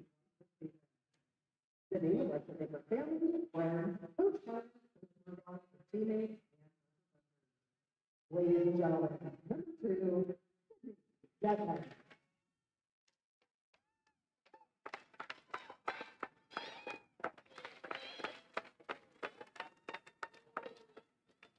Our next team is Jason Ferris. Jason is a student resident in Fort Washington, Wyoming, who will graduate this spring with a degree in health and performance inclusion. She is escorted today by Brown Shaw, John, her sister-in-law, and her nephew, Oliver. Jason was named to the Beach List 3 times during her time at College. The future plans are to work for her master's degree in strength and conditioning, sports management, or sport media. Eventually, she wants to work in Division I athletics, UMBA. She wants to bring knowledge back to her hometown and create new opportunities in the area that she didn't have prior. And she wants to make an impact for all communities across the nation. Jane would like to thank Bob for making her feel like a home away from home, Native American Outreach Program, and allowing her to be close to share with the other community. She'd also like to thank Rocky Athletic Director Jim Pregame for supporting her idea and being open to sharing the business culture. She wants to thank the women's basketball program for the opportunity to get the role. Lastly, she would like to thank the teacher professors for making the transfer so much easier and getting her opportunities she would have never considered. Ladies and gentlemen, Jane Ferris.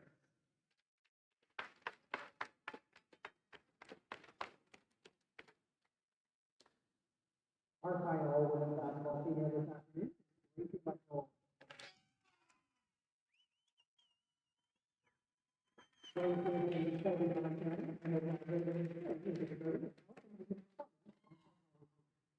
She is escorted today by her parents, Jet and Pete. Tracy is also looking for a friend, Wayne, and Michael. Her future plans are to attend the University of Mary to get a doctorate. Tracy Evenings Rocky women's basketball was program earnings freshman of the year, defensive player, first team and second team, all defensive team and Frontier Conference Championship. She ranked fourth in program history. She ranked Saturday to 26 points. Second all time in native three-pointers, fifth and fourth field. In the classroom, right here, the two-time academic all-time. She would like to thank Coach Keller and Coach family for teammates and community from her hometown. Ladies and gentlemen, number 14, Gracie Nicole.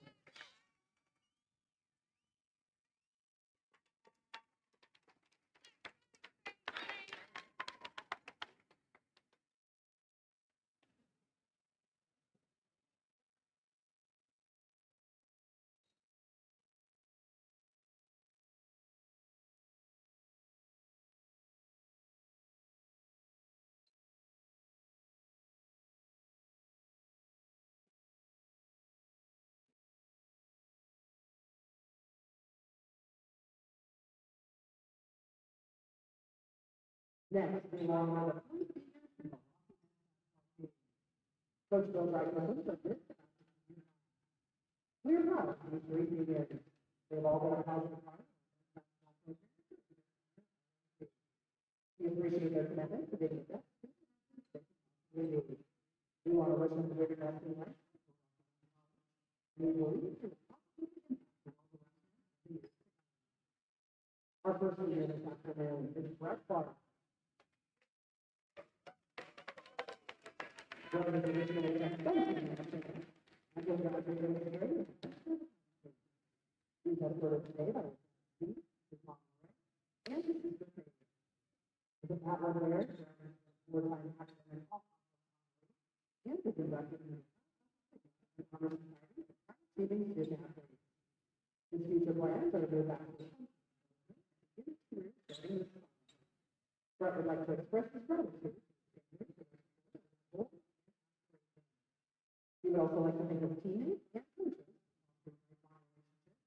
and his professors for talent and experience. Ladies and gentlemen, number 14, Brett Clark.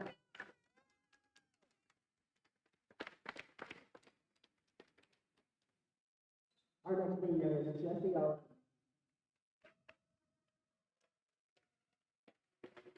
Jesse is originally from the spring with a degree in business administration. He is headquartered today by along with her. After beginning his career at the Division I level, Jesse transferred to Rocky Mountain College and played 4 seasons with the Battlin Bears. Here is 3 Frontier Conference Player of the Week honors across his career and second team All-Conference recognition season. He ranked third in the Premier State points, scoring 1,256 points in his career, and ended tonight with 3 assists. He also ranked fourth in total three-point in his career, 900 shooter, and is currently the top three-point shooter in history. His future plans include staying coaching or training. He wants to use experience and Jesse would like to think about his parents for their sacrifice and basketball making even not moving for the parents on hold. His coaches, and specifically Coach Dykerson, from the line have the opportunity to come while fostering the man he will the support staff at Rocky Mountain for all their hard work. Lastly, he would like to thank his teammates. He knows he will stay connected with them. He's grateful for the growth of his group. And the ball. Ladies and gentlemen, number 3, Jesse.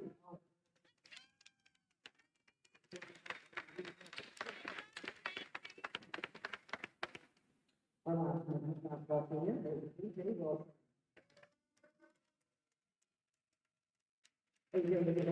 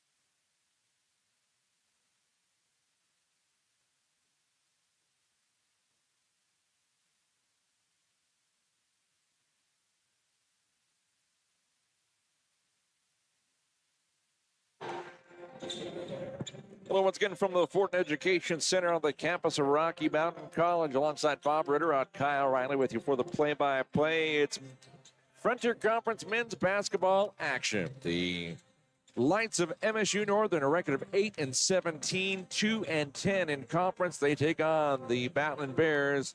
Rocky coming in with a record of 17-8 overall, 6-6 in conference play. They got back to the 500 mark on Thursday night as they took on the Western Bulldogs, or excuse me, not Western Bulldogs, Montana Tech, Four Diggers, and ended up winning by a score of 75-69, and they had a big run midway through the second half where they hit a number of threes that got them back in the lead, and they were able to hold on.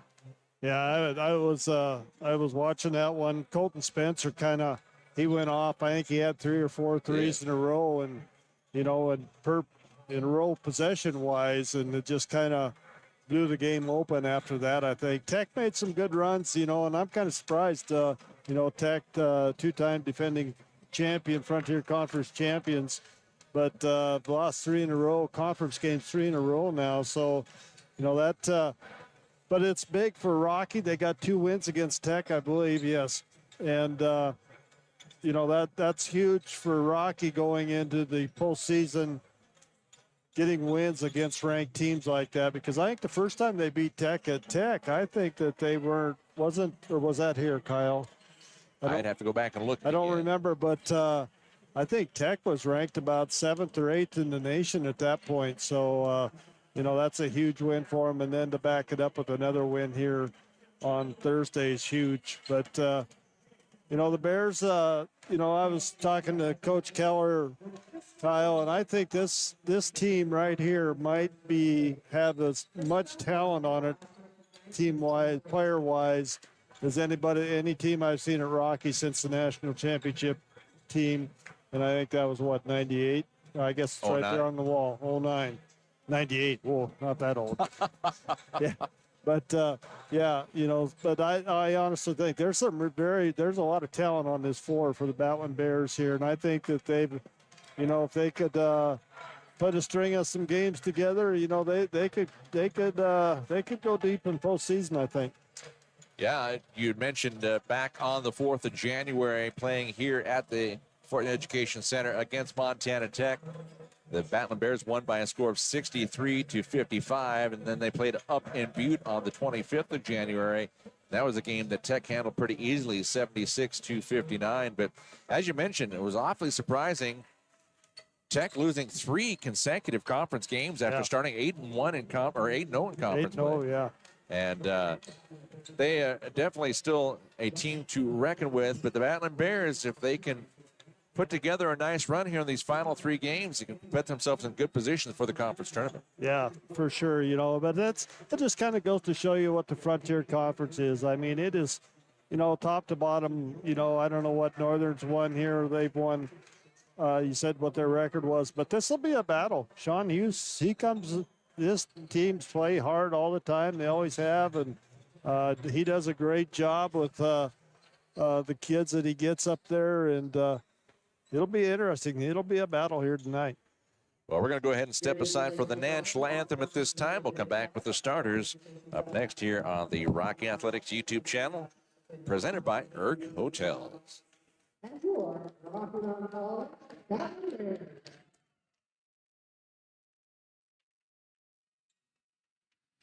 At this time, we ask you to please rise and remove all headgear. Stand to attention, facing southbound to the gym to the national anthem. Oh, say can you see by what's so bright? It's why it's last spring, whose broad stripes and bright stars through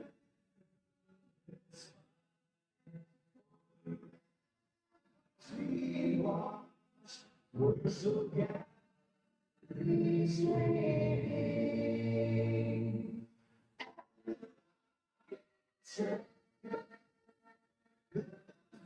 Stay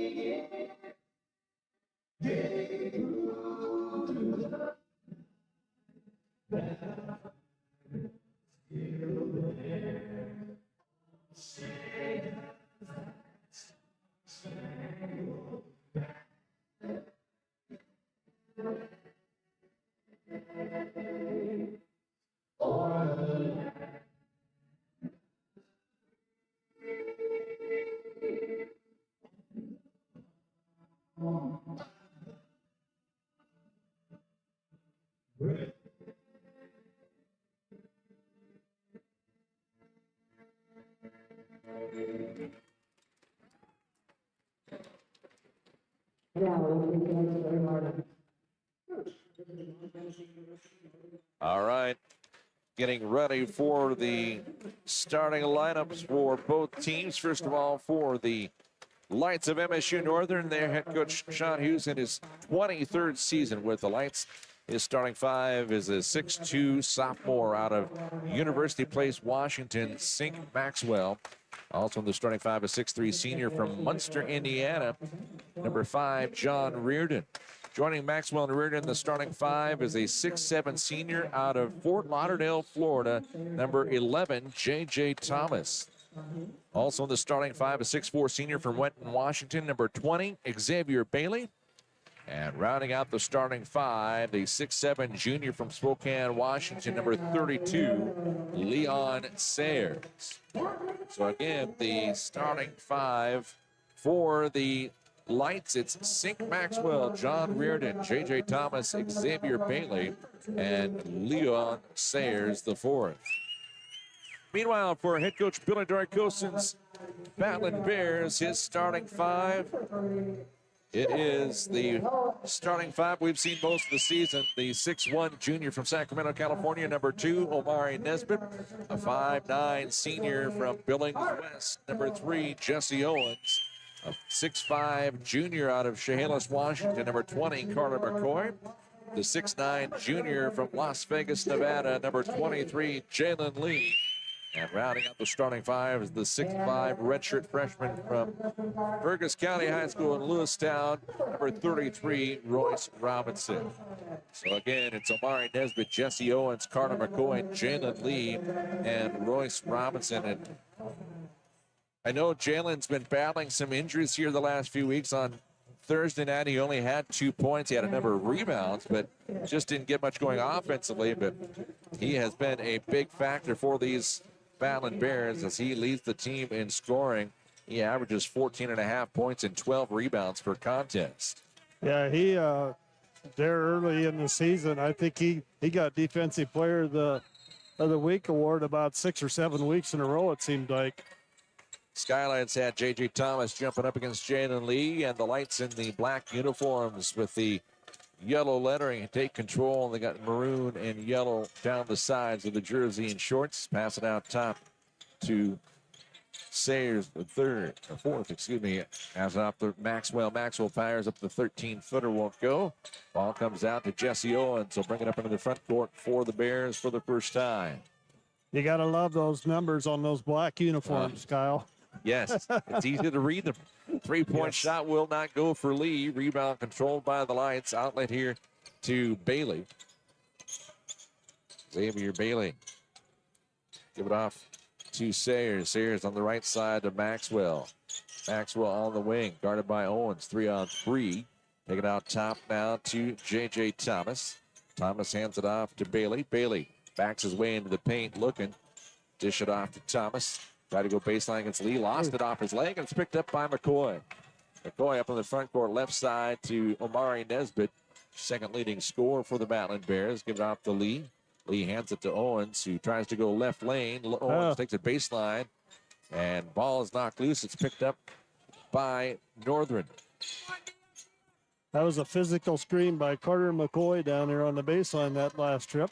John Reardon takes it all the way off the left wing, across the paint, up off the glass and in. His first 2 points of the afternoon. Coming at the 18-28 mark of the first quarter of play. First half. And we're back to the men's side.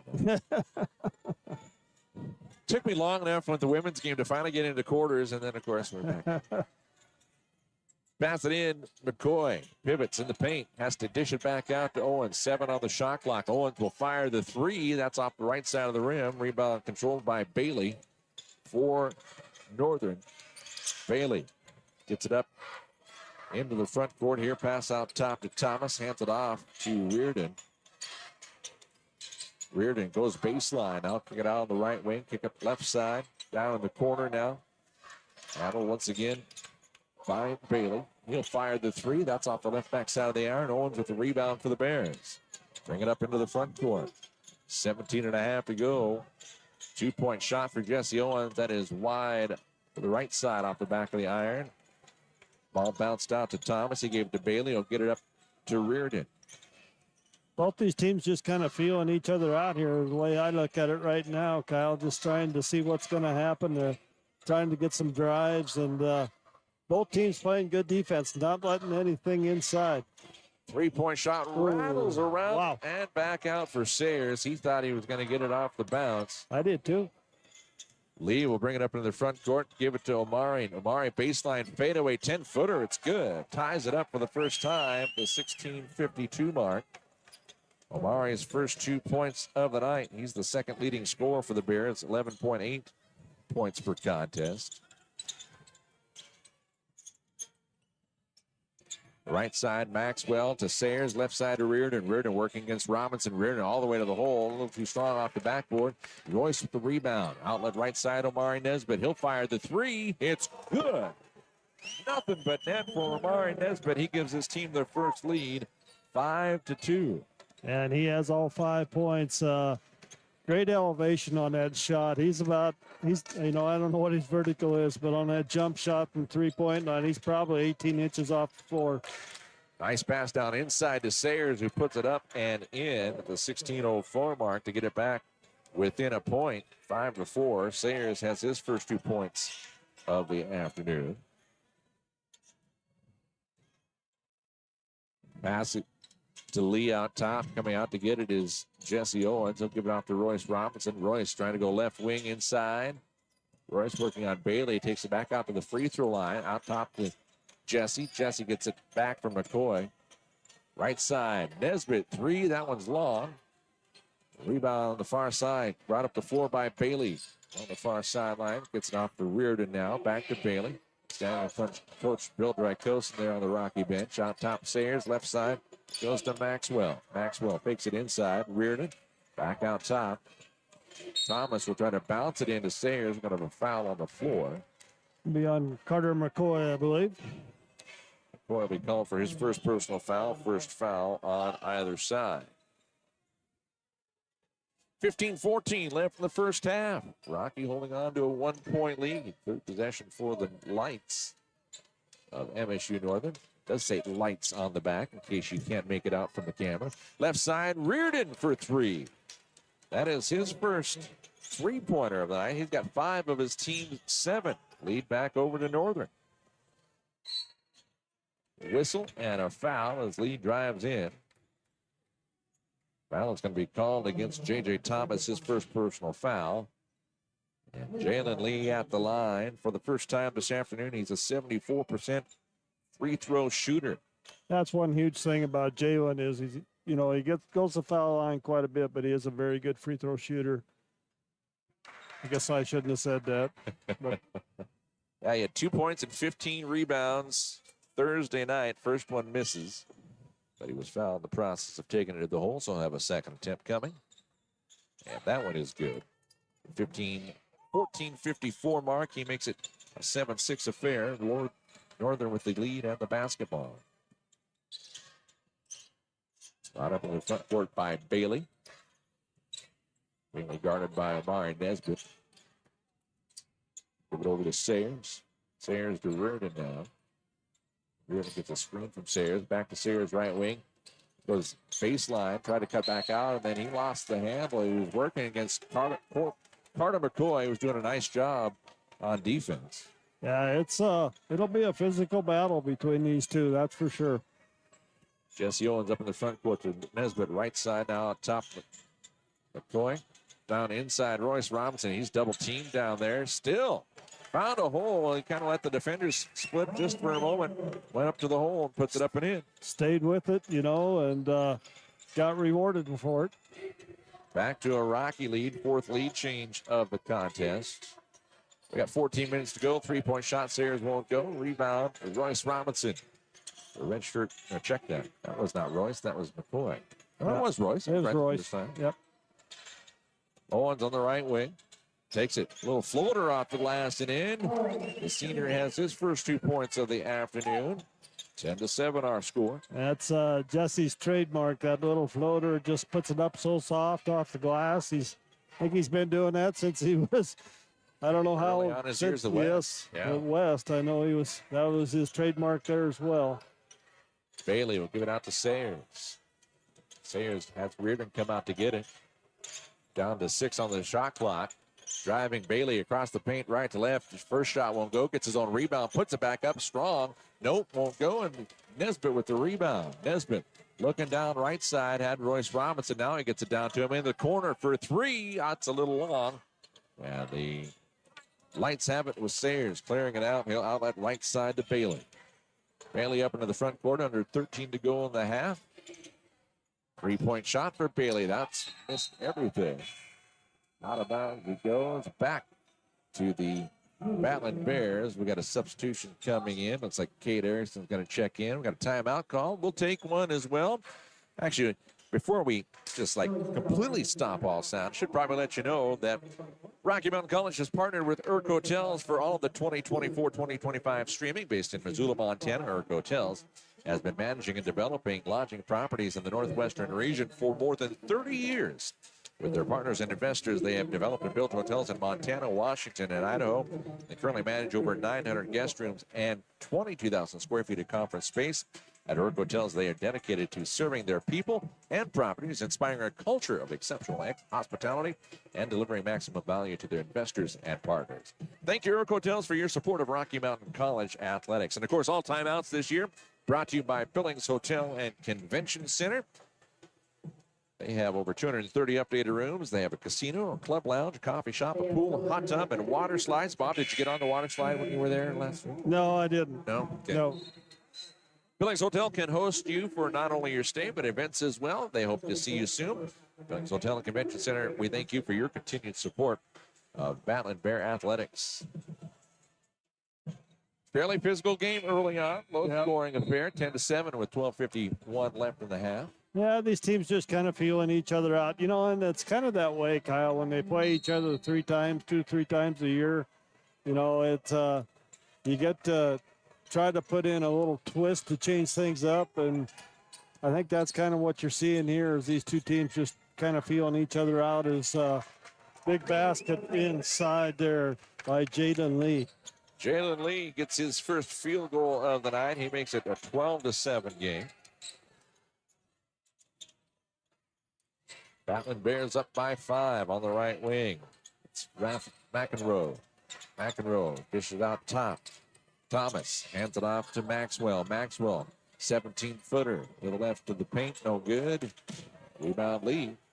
Clears it out. Nesbitt up into the front court on the far sideline. Going left to right here. That's you guys. Oh, nice move. Right to left. Nice move across the paint down low. Going to draw a foul.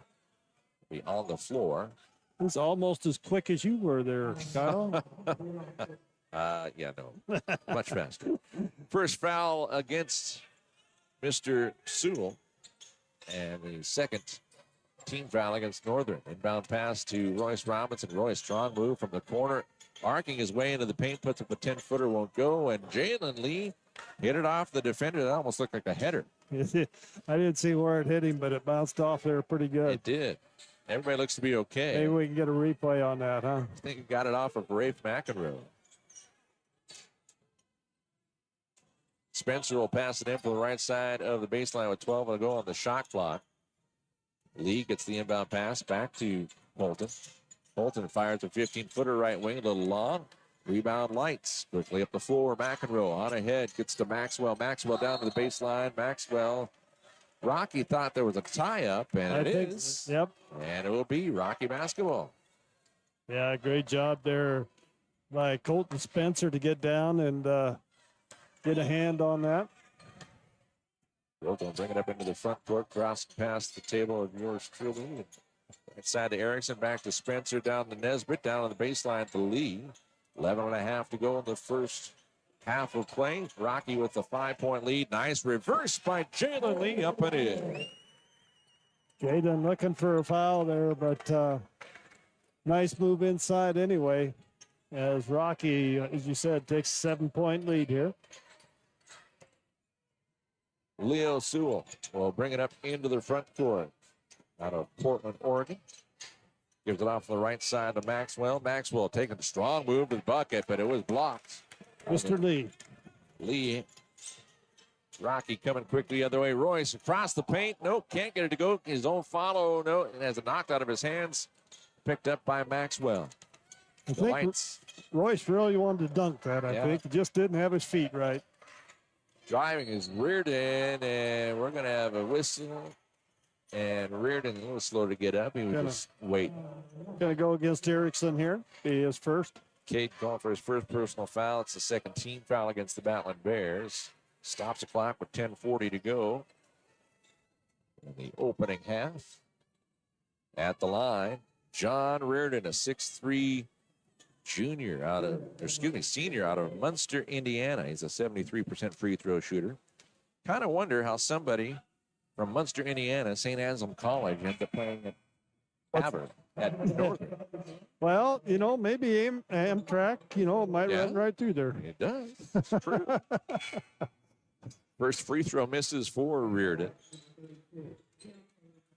I know that I'm not sure where Amtrak goes, but I know that Coach Mowat was playing in North Dakota, I believe, somewhere, and the team actually rode the train to the game. That's been several years ago. Second free throw is good to make it 14-8 our score. First free throw miss, second one good. 6 points for Reardon. Nesbitt with the floater from 13, no, but nice rebound by Cade Erickson, and Erickson gives it out to Nesbitt, who drove underneath the backboard, left side. Wilson for three. That one's off the back left side. Rebound comes near side to Sewell. It's on ahead to Reardon. Reardon on the right wing. Gets a screen from Sayers. Fires a long two. That one is from the ladies' free throw line, or 3-point line. It was still good for two. 14-10 our tally. Rocky with the ball up by 4. Free throw, a free throw, but a floater from about 5-6 feet. Good for Spencer. He's got his first bucket of the afternoon. 16-10. Sayers handling it out top, a foul away from the ball. Spencer's going to be called for his first personal foul. He was fighting for position down there with Reardon. Little physicality away from the ball. Yeah. Right side of the baseline is where Northern will look to inbound the ball, trailing by 6. Long pass on top to Sayers, who had to go out to get it. Sayers does a nice job of handling the ball easily with one hand. Yeah. Gave it off the right-hand side. Now the wing. Reardon backs out behind the arc again. Hand on top of McEnroe. McEnroe fakes right, goes left. McEnroe nearly lost it. Fade away from 14, and that bounces around and in. Got the high bounce. It did. Soft touch. First point of the ball game for McEnroe. It's a 4-point Rocky lead.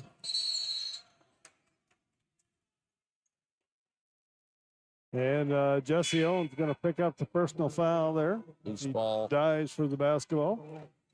Owens called for his first, 4th team foul against Rocky.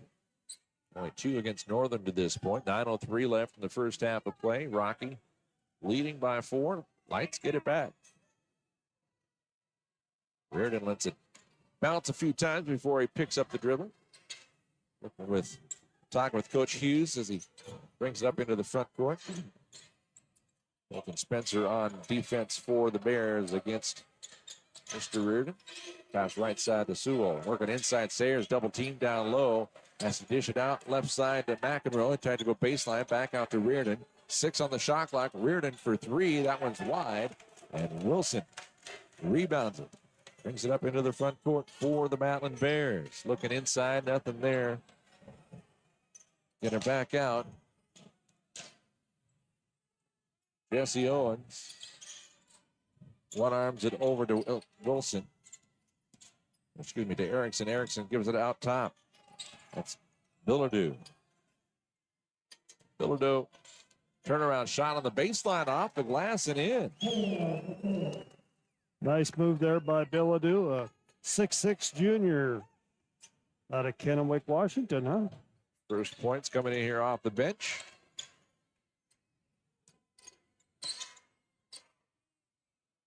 (18-12). Rocky was the lead. Pass down inside, and had the official get in my way of trying to see who had the ball down. I didn't see it either, Kyle. I can't help you. Foul is going to be called against Kate Erickson. That's his second personal foul. 15 foul against Rocky. Erickson will check out after that one. Carter McCoy back on the floor. Sewell looks at inbound the ball for the Lights. Gets it in. Long two-point shot on the baseline. And one for John Reardon, who has a chance at the conventional three-point play.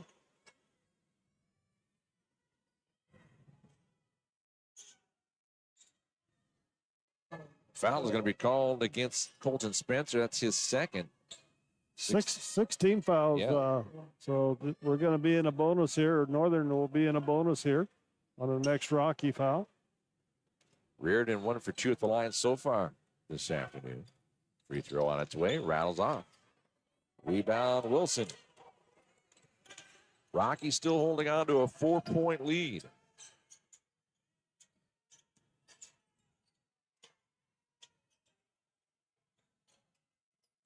McCoy.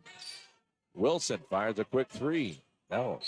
And they're going to get over the back on Bilodeau. That'll be his first personal foul. It's a non-shooting foul because it was, well, no, it's a shooting foul. It was loose ball, yeah. It wasn't player control. Yeah. So, who will go to the line for the Lights? Looks like it's going to be Reardon once again. 1 for 3 at the line this afternoon. McEnroe checks out for the Lights. Checking in is Owen Smith. Reardon's free throw is good. He'll get a second. He kind of had a funny look on his face when he turned around there like, man, how'd that go in? Looked pretty good from here. Bends at the knees. Second one is up and through. 18-16. Just like that. It's a 2-point ball game.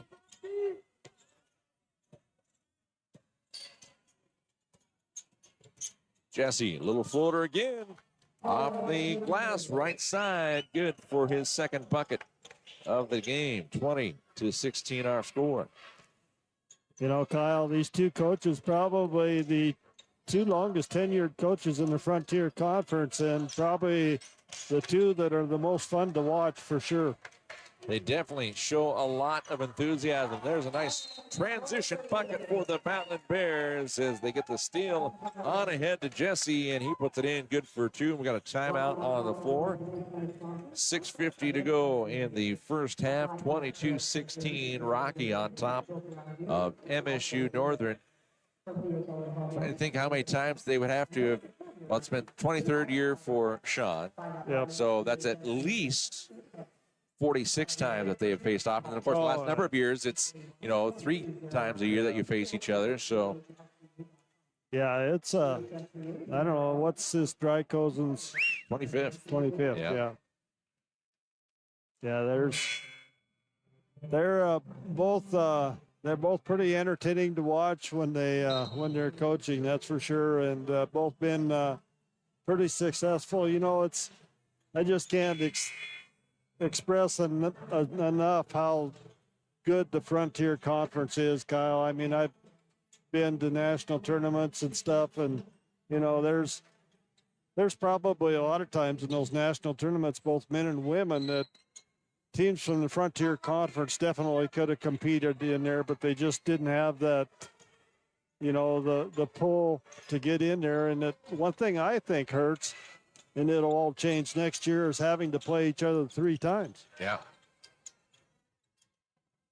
Lights with the ball, trailing by 6. 6.5 to go in the first half.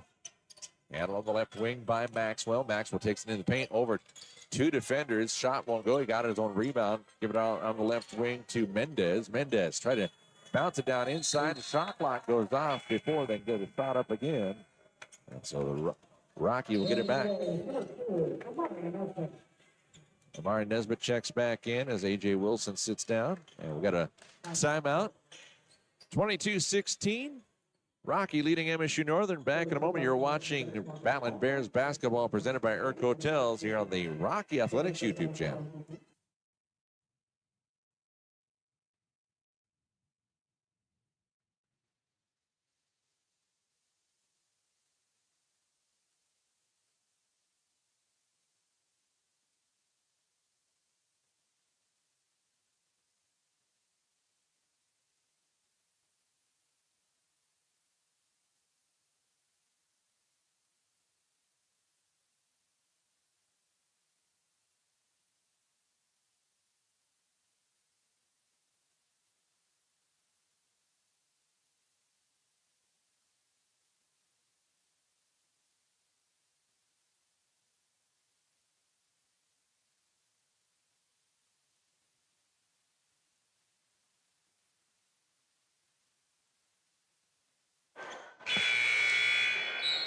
.6:19 left in the first half of play. Battlin Bears inbound the ball, leading by 6 over the Lights of MSU-Northern.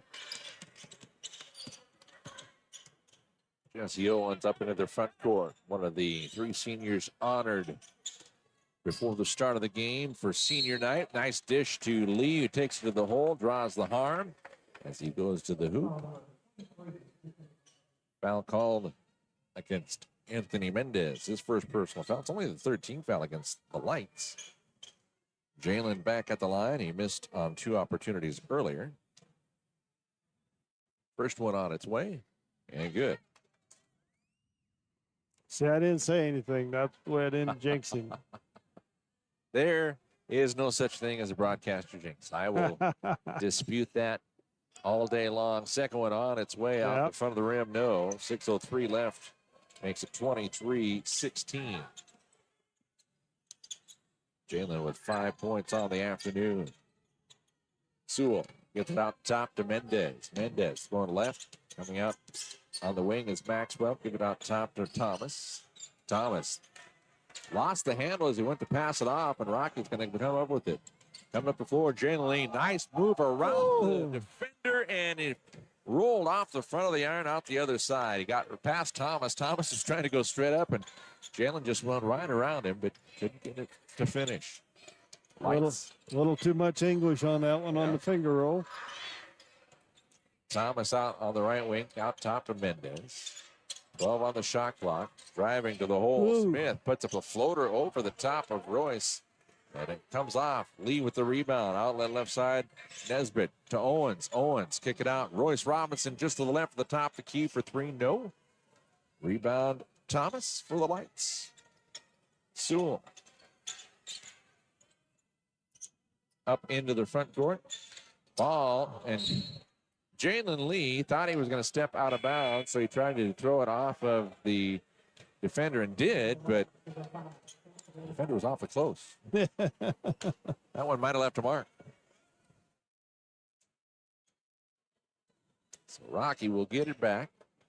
Leading by 7, just under 5 to go in the first half.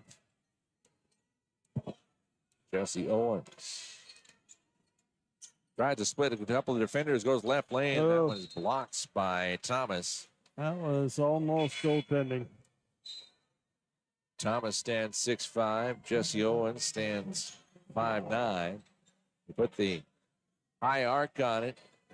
It was almost coming, but not quite. Jesse Owens, left side of the baseline, gets into the corner to Nesbitt. Nesbitt arcs his way into the paint. Pivots. Fade away. Left side, no. Nesbitt maybe trying to do a little bit too much there. Reardon up into the front court. Gets a screen from Mendez. Left side Thomas down towards the corner. Maxwell. Maxwell takes it out just behind the left side of the free throw line. Left side to Mendez. Down to 10 on the shot clock. Bounce it into Thomas. Thomas cross on top. Right side, three-point shot. That rattles around for McEnroe, no good. Jalen Lee with the rebound. Lee on ahead to Owens. Up into the front court with 4 to go in the first half. Rocky leading by 7. Owens back out to Lee. He's open. He'll fire the three. It's good. Jalen Lee's first three-pointer of the afternoon. I've got him with 8 points in the ball game, 26-16. That makes it tough when you got the big guy shooting the threes like that. Down inside. Shot is up and good for Sink Maxwell. His first 2 points of the contest. 26-18 our score.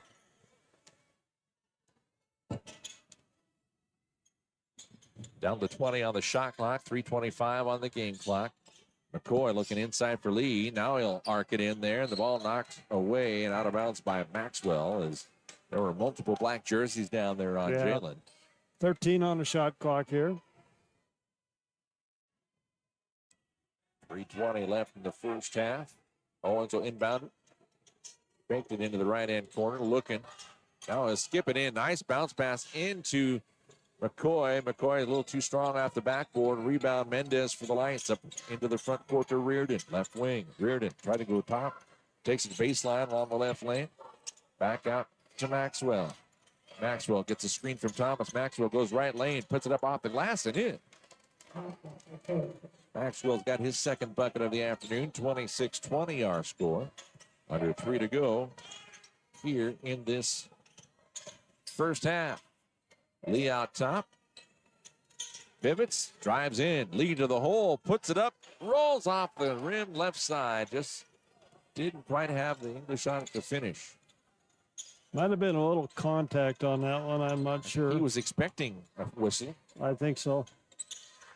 3-point shot out top. It is good. And we got a timeout called by Coach Drykosen after Sink Maxwell hits his third bucket here the second part of the first half. He's got 7. It is 26-23 with 2:27 left in the half. Got a couple of updates for you from around the Frontier Conference. With 8:15 left in the first half up in Dillon. Western holding on to a 23-20 advantage over the Argos of the University of Providence. And then they are just underway up in Helena, the Orediggers and the Saints. And it's an early 3-0 lead for Carroll. How about women? You got any results there, Kyle? Let's see if we can get to it in a timely fashion. Let's copy this. Do that. Can I do that? But I can't that way. It would be nice if they gave you a quick way to get just to the Frontier Conference. Yeah. I agree with you. Rocky. We'll get it at half. Up by 3. Down inside, Jalen Lee. And Lee is going to be fouled on the floor. He's trying to back his way in towards the bucket there on the blocks. Down low right side. Foul is going to be called. Coach Hughes talking with the officials, going over to make the announcement of the They're right there. Call it against J.J. Thomas is second. That'll be 2 on him.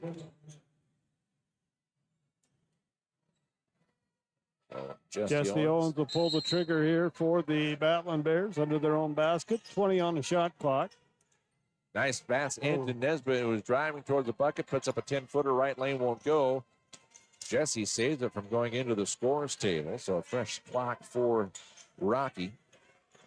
With 2 minutes now. Jalen from 15, no. A little long. Rebound down low right side. Maxwell up into the front court.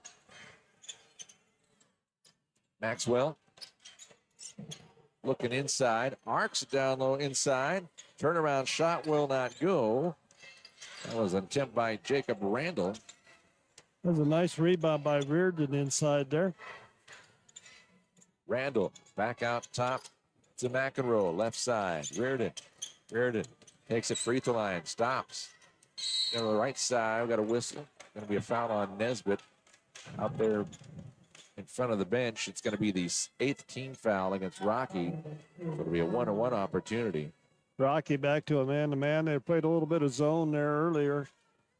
See, they were back to man-to-man, I think, out of that last timeout, Kyle. At the charity stripe is Sink Maxwell, a 73% free throw shooter. His first time on the line this afternoon, and it is good. A.J. Wilson checks back in for Rocky, replacing Omari. A.J., one of our other seniors on this team. Had that festivities between the ball games. Yeah. Second one is no good. Ball comes right towards Bob. And, I thought I was going to have to catch Royce, and I didn't want to have to. I was going to say, it's not a body you want to catch with that much momentum coming at you. It'll be Lights basketball. Inbound pass to Randall. Back to Maxwell, who tossed it in. 15 on the shot clock. Minute 18 on the game clock. Back behind him to McEnroe. McEnroe trying to go along the far sideline. Was trying to get it around to the defender and maybe dish it off inside, except there was nobody down there, and he lost it. Goes out of bounds. So the Bears will get it back with 68 seconds left in the first half. They lead 26-24.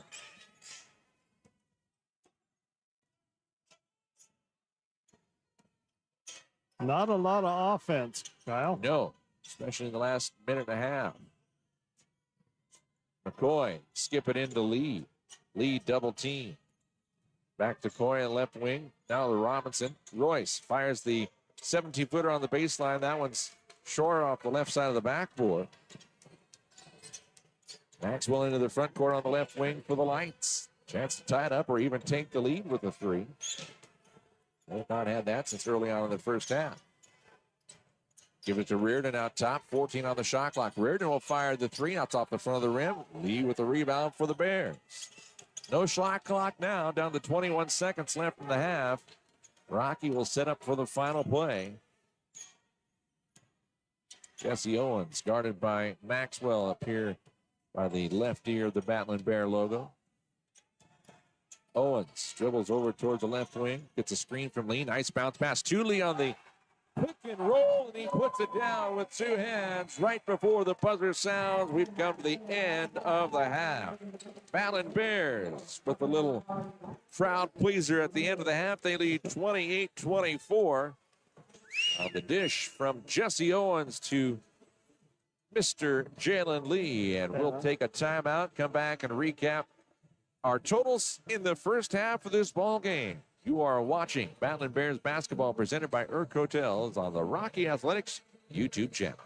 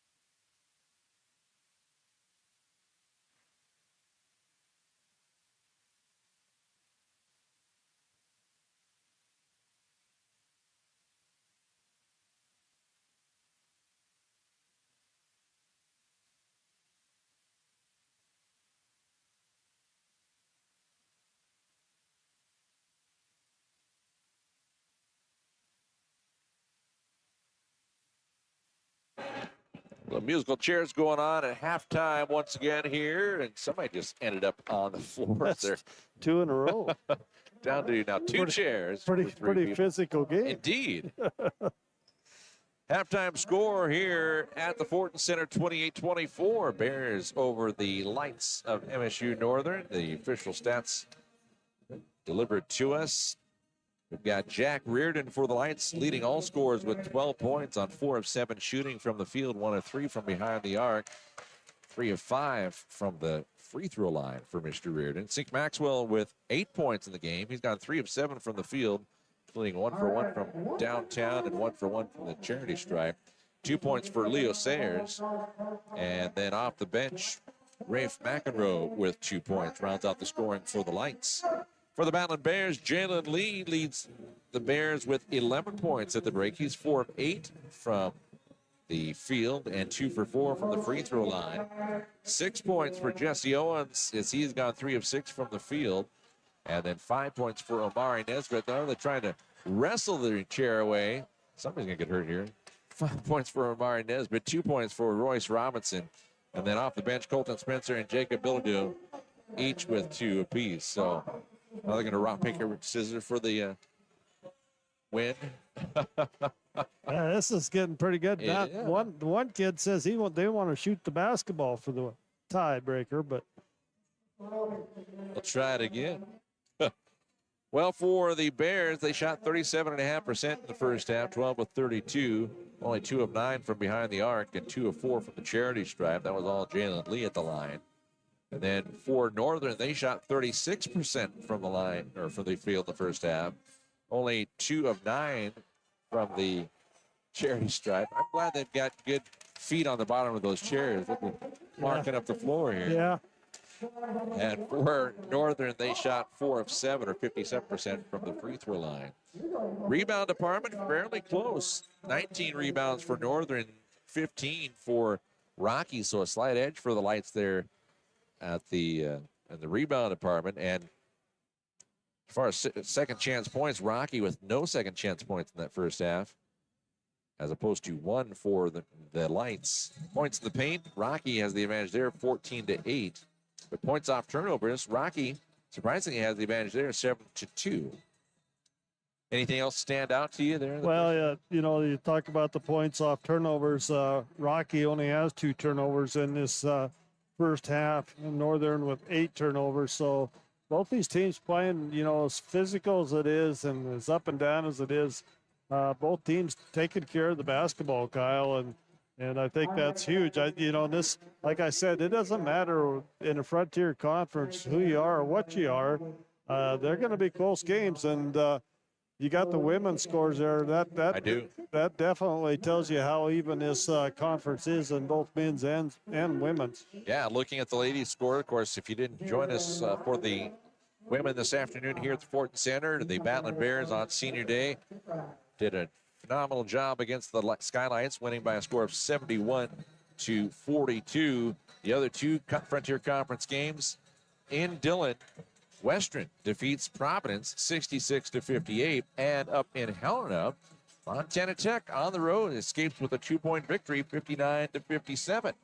So it's definitely interesting how these final games of the regular season are playing out. We'll get you an update on the men's scores here at the half, and of course, when you refresh, it goes you all the way to the top again. Yeah, but couple of big upsets as far as I'm concerned on the women's side there tonight. It really helps Rocky out. Rocky's, it's pretty much in their own corner right now. They're their destiny is in their own hands. If they can go out and win these next 2 games on the road at Carroll and Western, they got to, I'm not sure where the standings are, but they got to be right close to the top. The only thing is, I think tiebreaker-wise, I think Providence and Carroll probably both are going to get the tiebreaker over the Battlin Bears on the women's side. So on the women's side at the moment, Carroll is leading with a 9-4 conference record. They're actually tied with Rocky with a 9-4 conference record. Montana Tech is second, 8-5, and then Providence is 7-6. Northern and Western rounding out at 3-10. And, of course, Rocky on the road at Carroll next Thursday. Gosh, I might have to go to Helena next week. And then they will play in Saturday up in Dillon. Dillon. You'd like to think they can come away with the victory there in Dillon on Saturday, but that'll be a very tough affair for Rocky. I was going to see who Carroll plays next Saturday, and I don't have it in my head. They play Providence, I believe. They will be at Northern. Okay. So that's a game that you would expect them to win next Saturday. Yes. Yeah. So it really will come down to that game next Thursday night. Yeah, and it's kind of amazing how many times and over the years that it's come down to the last game of the year between those two teams and the women's side. And I know Rochelle very well. She's originally from Absaroka, and of course Wes, know him pretty well too. But I always told both those coaches, before every game that we did, I said, first team to 50 wins, because and it was always that way for a lot of years, Kyle, and even playing 2 and 3 times a year. The score might be 53-49 or whatever, but it was always right around that 50 mark, and both teams play very good defense. There's a lot on the line with the championship, and both those teams are used to playing in that situation. And Rocky, you got Gracie Leckvold as the floor general, and just kind of takes care of things on the floor. And Carroll's got Keller and Albrecht. Will Albrecht, just a great player. I still haven't figured out why she's not going to school at Rocky. Her dad's a professor here, so. But no. And I know those kids, they go to the same church that we do, and a couple of those two twins, they just both doing very well. The other one is out playing for Lehigh out in, I believe that's in Pennsylvania, I think. Wow, yeah, okay. So, and she's having a very good year this year as well. But it'll be a good one. I actually might have to make a little road trip. Might have to make a road trip. We'll see. We'll see what happens. I would join you, except I'm going to be in Maui that evening. I really is gonna say, yeah. The life of a pilot, huh? I see. Speaking of pilot, how many baseball stadiums have you got to get to this year? I'm hoping I've got 9 left to get to. 9 left, huh? As far as major league teams. Yeah. Yes. And I've only got 2 left in the National League. I've got Philadelphia and I'm trying to think of the other one at the moment, Milwaukee. Oh, okay. But I have 7 AL teams that I want to see. It's pretty much all of the AL Central with the exception of Target Field. And then I have not been to the new ballpark in Arlington, nor have I been to Minute Maid Park. So. Okay. But yeah, I'm hoping that maybe I actually get an actual schedule this month as opposed to being reserved. So maybe this summer I'll have a chance to bid for trips. But being the low man on the totem pole, I don't usually get to choose where I'm going. So we'll see how long we get to take. We are at Senior Day here at the Fortin Center. I want to make mention of our seniors on these 2 basketball teams. Of course, they were honored before the start of the game. On the men's side, we've got 3 seniors. Brett Clark, number 14. Brett is originally from Bozeman, Montana. He graduates this spring with a master's in accounting. And he has been a member, has been a 4-time academic all-conference honoree. He was inducted to Chi Alpha Sigma and Honor Society for his high-achieving student athletics as well. He is looking to go on and go back to Bozeman, start his accounting degree this summer. Also, of course, one of our seniors, Jesse Owens, Jesse from Billings, as he will graduate with a degree in business administration. After beginning his career at Division I MSU in Bozeman, he transferred here to play for 4 seasons with Rocky.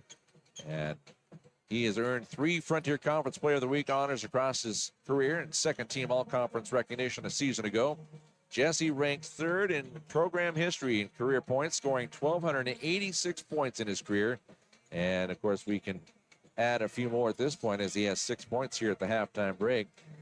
He also is just 3 assists away from becoming the all-time assist leader. And at the half, Jesse has 2 assists, so he needs 1 more assist to become the all-time assist leader here at Rocky. He also ranks 4th in total 3 points made in his career, 9th in steals, and is currently the top free throw shooter by percentage in program history. His future plans include staying around basketball, whether professionally or coaching or training, and he wants to use his experience and knowledge to help the next generation. Our other senior, A.J. Wilson. A.J., originally from Miami Gardens, Florida. He'll graduate this spring with a degree in business management. And Mr. Wilson, looking to see, he is planning on going into coaching, becoming a referee while continuing to train to play at the professional level overseas. So we wish AJ the best of luck with that. And of course, we had 3 ladies that were honored for being seniors this year. 2 of them, of course, starters for the Battlin Bears. Sydney Detman. Sydney is originally from Brockton, Montana. Graduated this spring with a degree in psychology, and her future plans include achieving a master's degree at MSU Billings and eventually getting her LCPC to work with athletes and children. She spent, of course, 3 seasons at Fresno State before returning home to finishing up her degree. The other starter, Gracie Leckvold. Gracie from Scobie, the former Spartan, plans to attend. She's working on going to the University of Mary here in Billings to get her doctorate in occupational therapy. So she is looking to do that. Of course, Gracie Leckvold, she earned Freshman of the Year, Defensive Player of the Year, First Team and Second Team All-Conference honors, as well as All-Defensive Team recognition and a Frontier Conference championship. She was 4th in program history in points. She was just 26 points away from 1,000 career points at the start of the game this afternoon, and 2nd in career three-pointers and 5th in total rebounds, 2nd in assists, 4th in steals. And, of course, our 3rd senior, Jaden Ferris, graduating with the degree in health and human performance. So great senior class here at Rocky, and we're back underway for the start of the second half. Battlin Bears holding on to a 4-point lead, and ball taken away by McCoy. Up into the front court to Owens. Owens, little floater, rims around and falls in. Jesse Owens with 8 points. First points of the second half for either side. Yeah, the Northern got the basketball to start this half and ran the shot clock down to almost 0 and then turned the ball over. That's a backbreaker. 3-point shot for Owens. It's good. It's his first 3-pointer of the afternoon. He's got the first 5 points of the second half. Yeah, when you run that much time off the clock and then turn it over is never a good sign. That makes coaches older. You've never had that. So. We didn't have a shot clock in high school then. Didn't have to worry about that. Jaden Lee had it knocked out of his hands. On ahead, it's sent to Sink Maxwell, who thought about putting it down with 2 hands and said he just lightly put it in. I think he realized that he better make that, not miss it. Rocky jumped out here to a 7-point lead. Big jump for him here to start this second half. Jesse Owens with 5 of those points. Jesse dribbles in. Now dish it back out. Lee open for 3. Off the front of the rim. Had a good line. Just a little short. Rebound Sayers. He'll outlet on the left side to Maxwell. Up in the front court. It'll be picked up by Nesbitt. Back out top Sayers. Right side goes to Bailey. Bailey back out to Thomas now. Reardon comes out to get it. Thomas doesn't hand it off to him because there was a defender trailing. Instead, Maxwell gets it, takes it in. Nice dish down low. Thomas with the reverse won't fall. Rebound, McCoy. Out to Owens. Owens, nice bounce inside to McCoy. He went for the dunk. Ooh, hit his head on the rim. A whistle there as he was met from behind by the defender, Mr. Thomas. That'll be his 3rd personal foul. First foul of the second half on either side. He was hoping he would be able to finish it, but he'll have two attempts at the line for Carter McCoy, a 73% free throw shooter. I like Carter. He don't seem real shiny on the offensive line, but he's just kind of that blue collar player that just does a lot of things good. Gets that 50-50 ball on a rebound or gets a breakaway, and picks up a couple of points off of that, but just does the little things right. He has his first 2 points of the afternoon. The 6'5" junior from Chehalis, Washington, played for Lower Columbia College. And there, Royce Robinson had an arm in the passing lane. He ends up picking up the ball. Royce coming up into the front court, lost it, but Jalen Lee was right there on the trail. He tried to put it up, might have been partially deflected by Randall. Goes out of bounds, and Rocky will keep it on their end of the floor. I was noticing McCoy as he was shooting those free throws. His shoes are actually Kelly green. They're a little lighter color than the They are, yes. Rocky forest green. Robinson trying to dribble in. He's tied up. Possession arrow will keep it on the Bears end of the floor. That is the southern end of the Fortin Center Gymnasium.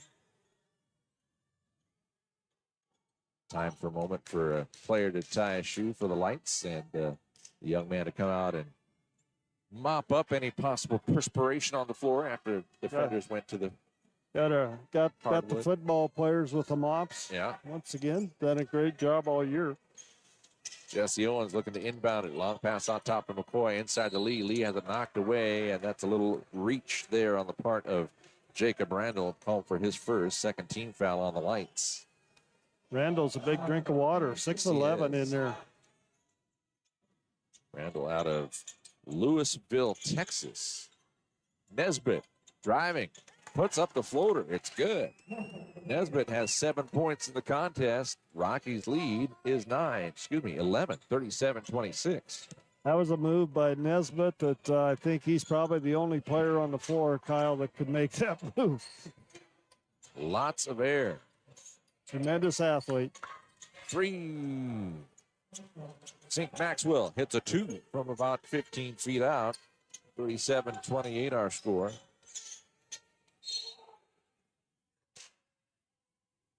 It'll stay Rocky basketball. Gonna have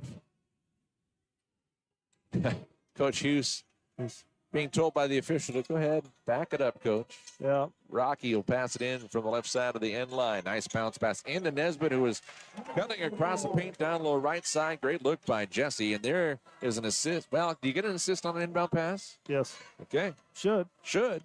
So therefore, that should make him the all-time assist leader in Rocky history. If not, he's going to get it today anyway. That's right. I guarantee you he'll get one more. Pass it down into Sayers, working against Owens. That's a mismatch. Yes. Randall from 15 is short. Gets his own rebound. Randall pass deflected by Nesbitt. It's still picked up, however, by Bailey. Bailey out top to Sayers to Reardon. Reardon trying to go left lane. Reardon, strong move to the hole against Royce Robinson. Too strong off the rim. Lee with the rebound quickly up the floor to Nesbitt.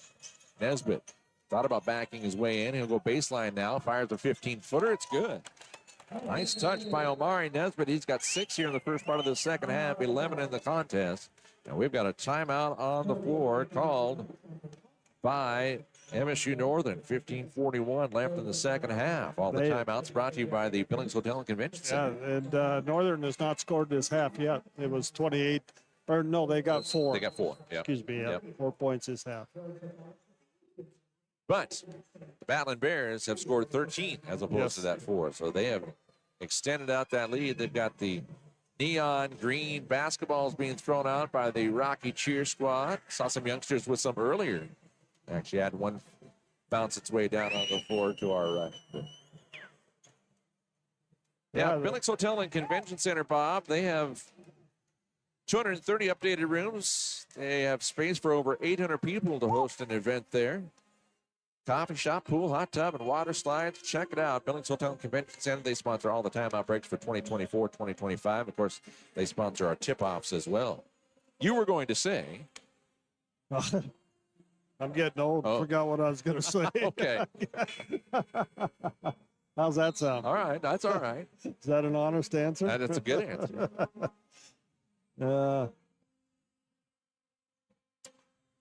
talking to Coach Steve Keller here before the game, and he's going to be the head coach of the professional team in Great Falls this year. So he has no break. He'll go from this to that. Wow. Okay. Which league is that? Do you know? Not sure what it's called, but there's like 40 teams across the nation, Wow, he said. okay. And there's they play a lot of teams in the Seattle, Portland area. Okay. I missed the old IBL days of the late 90s and Yeah. early 2000s, the Rim Rockers. Yeah, he told me. I asked him what the attendance was in Great Falls. He said they averaged like 1,000 people Wow. to a game last year, so that's not bad, No. really. Not at all. Lights with the ball, trailing by 13. Reardon on the baseline right side will back out. 11 on the shot clock. Out top, little head fake for Sayer. Turn around. Nice job there. That's tough to stop. Yeah, Jacob Randall, especially when he's 6'11", puts it up and in for his first 2 points of the contest. 41-30.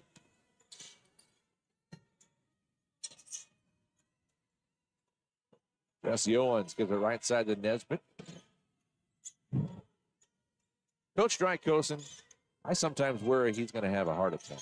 With as much emotion as he puts into this game, he was stomping on the floor talking to his players as he was trying to get their attention. We've got a foul on the floor. It's going to go against the Lions. Sink Maxwell called for his first. Like I said, these two guys are pretty entertaining. They are. A couple of great guys. There it is, that right foot stomp again. Owens gets it in on the left wing to Royce Robinson. McCoy hands it off to Owens. Nice give back to McCoy. He had it stripped away as he tried to go up with it on the left lane. And Went off his leg. it did, out of bounds. I like the thought. Yep. Well, when you have somebody 6'11" standing there with some long arms, it's kind of hard to get it up over the top. Rocky leads by 11. Lights with the ball. 14-20 counting in regulation. Reardon fakes the pass on top. Now we'll give it out top to Randall. To the left to Sewell. And we got a foul away from the ball. It's going to go against Carter McCoy. And the official came over to talk with Carter after Carter had perhaps a query as to what the call was. Carter's called for his second. Second team foul against the Battlin Bears. Erickson comes in and replaces him. Good defense on the inbound attempt, and finally a pass comes out towards the scores table left side. Maxwell along two is good. He's got 6 points here in the half. I've got him 14 in the ball game. 41-32 our score. 9-point game, 3 possessions. That could change in a hurry. Lee, strong move to the hole. Too strong off the backboard with the bucket. Rebound Reardon for the Lights. Reardon, cross-court pass left side to Sewell, back out to Reardon. Thought about passing right side. Instead, he'll dribble out on the wing. Gets a screen from Jacob. Shot out top, won't go for Sayers. Rebound down low, reverse Maxwell, no. Jalen Lee with the rebound for Rocky. Royce Robinson up into the front court. Nesbitt open for three. No, a little long. Rebound Lights. That was Randall with the rebound. Reardon with the screen from Randall. Trying to go left side. Nesbitt tried to steal it away. Down in the corner. Maxwell lost it. Nesbitt providing some defense there. And provided enough interference, and Maxwell has to go off of him out of bounds. Media timeout with 13:01 left in the second half. We should let you know that all of the streaming for the 2024-2025 season brought to you by Erk Hotels. Erk's out of Missoula, Montana. They've been managing and developing lodging properties in the Northwest region for more than 30 years. With their partners and investors, they have developed and built hotels in Montana, Washington, and Idaho. They currently manage over 900 guest rooms and 22,000 square feet of conference space at Erk Hotels. They are dedicated to serving their people and properties, inspiring a culture of exceptional hospitality, and delivering maximum value to their investors and partners. Thank you, Erk Hotels, for your support of Rocky Mount College athletics. My scoreboard go there. It went. See, now it'd be nice if I could just refresh and it would come right back to this area of the screen. Yeah, I can get the men's updates for you. It's 13:01 left here. There we go. Hey, got there pretty quickly. They are in the second half in Dillon, about 5 minutes in. Providence has taken a 52-51 lead in that. They are at the half in Helena. Carroll leading Tech 28-21. Wow.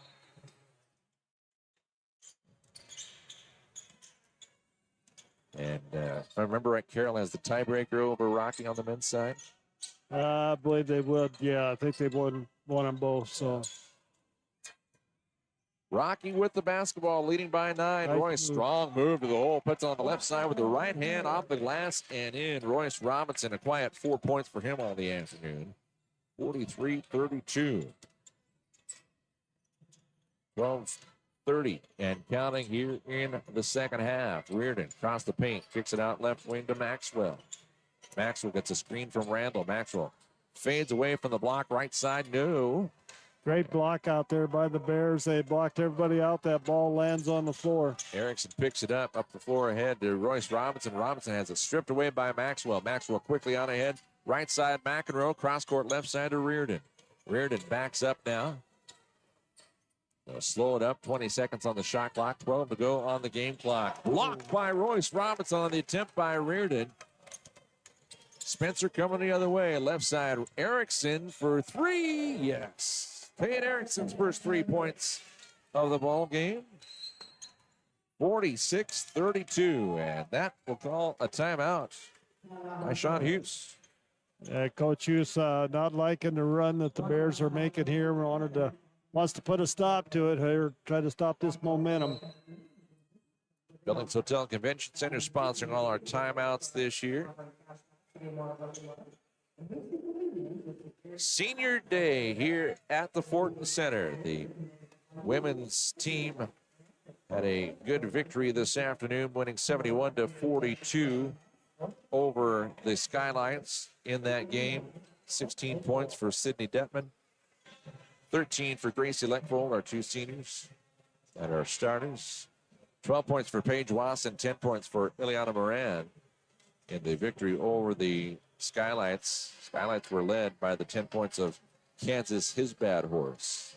And I see the Moran sisters sitting next to each other. They're over there across the floor, and probably a nice chance for them to get to sit down and visit with each other. They're laughing. They're That's laughing. a good sign. Yeah. That's... Well, Illy is that she won.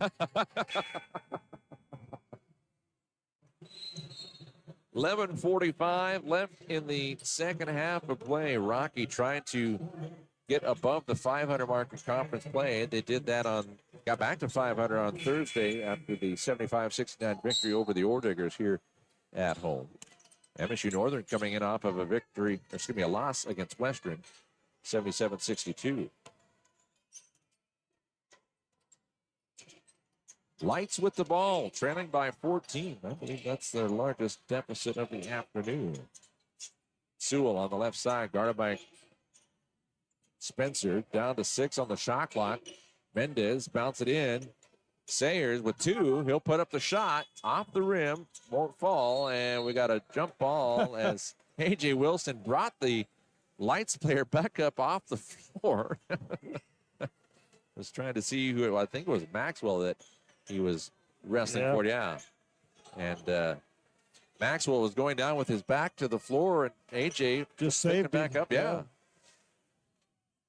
Almost looked like a cool dance move. Lights have the possession arrow. Inbound pass comes into Maxwell. Fresh shot clock with the jump ball. Mendez dribbling around, puts up the shot from the free throw line. High off the back of the rim, can't get the bounce. Lee with the rebound for the Battlin Bears. Outlet right side to Spencer. Spencer backs up. Gives it over the right to Erickson. Cade with it overhead. Pass to Robinson inside to Lee. Lee spins right after he went left initially. He's going to get the foul as he goes towards the bucket along the baseline. I say it's on the floor. 14 fouls on the Lights here. Leon. 2 on Rocky. Yep, Leon Sayers called for his first personal foul. Erickson to Wilson. Wilson towards the free throw line, back out to Spencer. Down to 12 on the shot clock. Spencer, Battlin. he was trying to take the extra NBA step for that drive to the bucket.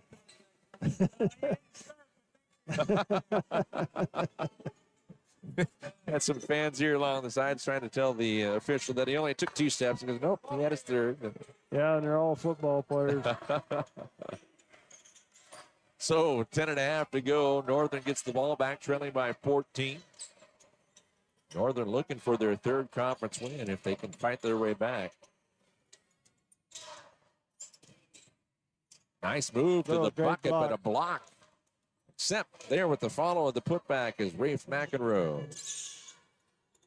McEnroe's first points in the second half. He's got 4. You know, you talk about these young men here, the football team next to us, these Rocky teams, they really support each other. They do. You know, in all sports, you see the other teams at the football games and at the volleyball games, and that's great to see. Really is.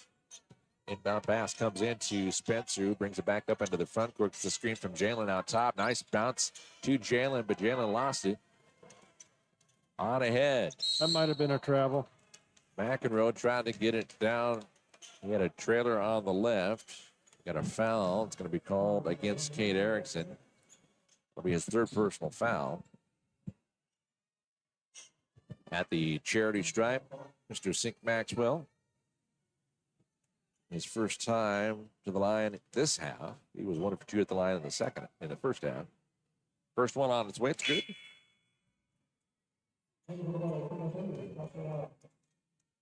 Sink Maxwell, a 6'2" sophomore out of University Place, Washington. That's down towards Tacoma.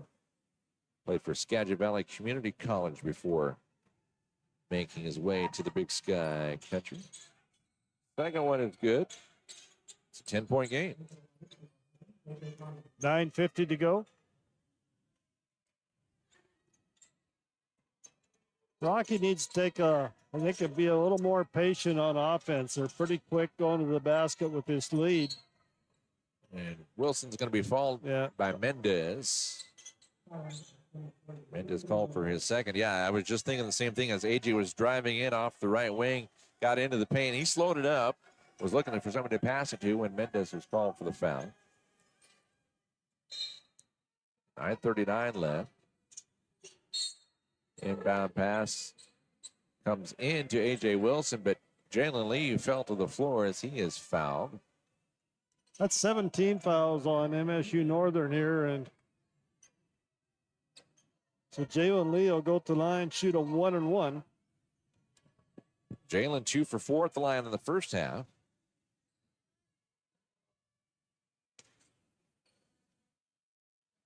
I already made my smiley face, which I do on 1-on-1s. I don't even put a dot on below the first circle. But I just assume and he did make it. So that way I can feel better about it. See, then if he makes the second one, with a full smiley face, and if not, you got to wait. I see. Okay. 47-36. Do you do that for both teams or just Rocky? Oh, yeah. No, I do it for both teams. Okay. Normally, I just put a dot below the 1-and-1 opportunity, but I had started my smiley face. He makes them both. It doesn't matter. 48-36. Rocky leading. Sewell guarded by Jesse Owens, the all-time assist leader now for the Battlin Bears. Owens out top. Thomas. Left side to McEnroe. Back to Thomas. Thomas, little pump fake. Now he puts it up, and he gets it over the top of Jalen Lee for good. His first 2 points of the afternoon for J.J. Thomas. 48-38 on the score.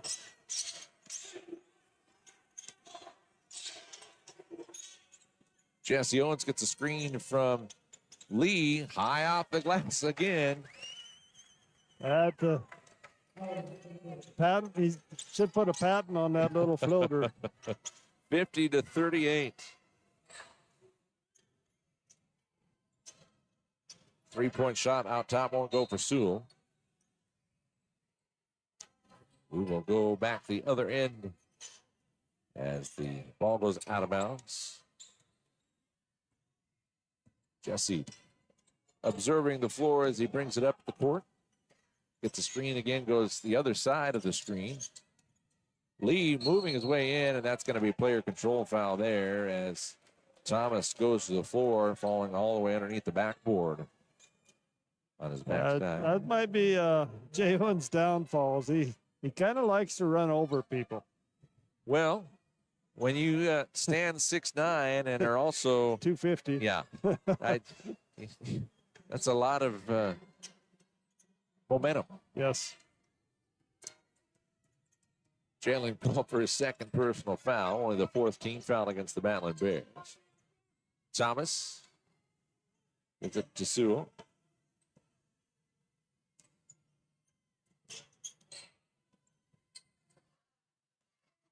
Sewell on the right side to Reardon, down to 8 on the shot clock already. Back to Sewell, working against Owens, gets the screen from Thomas, bouncing into Thomas. 2 on the shot clock, and he lost the. He went to take a peek at how much time do I have left on the shot clock and took a step in the process. So, traveling violation, turns it back over to the Bears. He wouldn't have got the shot off in time anyway. No. We've seen that from Northern a couple times in this ball game where they take it all the way down and then turn it over.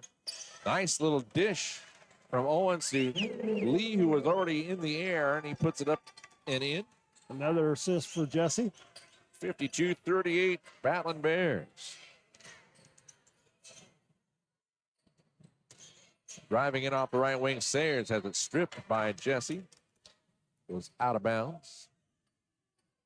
Went off Spencer's leg there. Substitution is Carter McCoy checks in, replacing Cade Erickson. Coach Drykosa wants a timeout, and he will get one. Be a full one, too. Yeah. We will stop for a moment. 52-38 our score, 7:29 left in the second half. Battlin Bears on top of the lights. You're watching Battlin Bear basketball presented by Erg Hotels on the Rocky Athletics YouTube channel.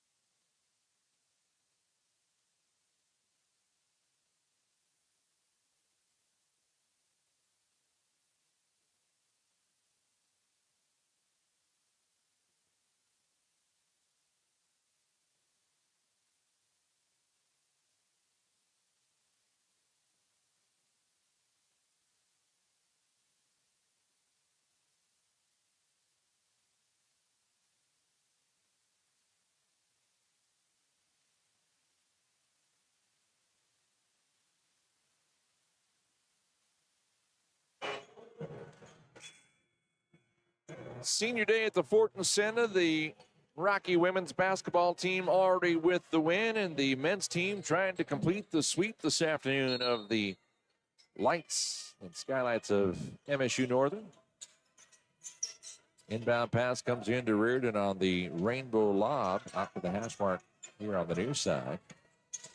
Reardon gives it to his left. Sayers over to Sewell. Down to 8 on the shot clock. Still driving in. The floater from 10. That goes partway down and back out. Lee with the rebound. Mr. Lee already had 6 rebounds at the break. He's got to be double figures rebound-wise. Three-point shot won't go for Jesse Owens. We'll go back the other way. In the paint, 12-footer.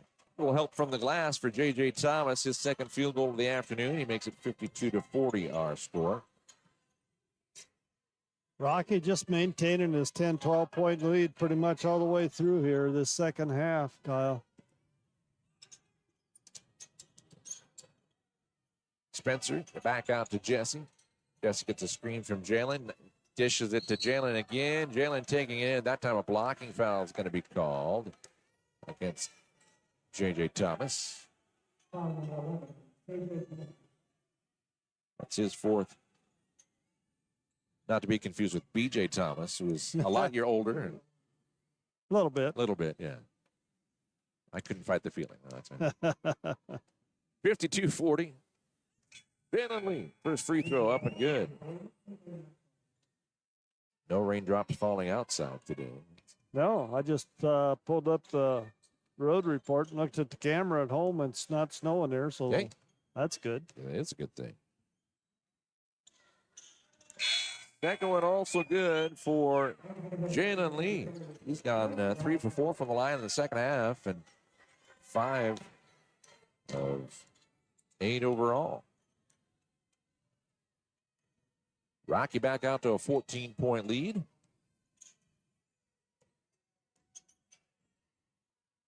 Thomas over the left-hand side to Maxwell. Maxwell on 3. Thomas the rebound. They're going to get Mr. McCoy, I believe. Yes. Yep. For the reach. Carter's Third foul. Okay. 15 foul against the Bears.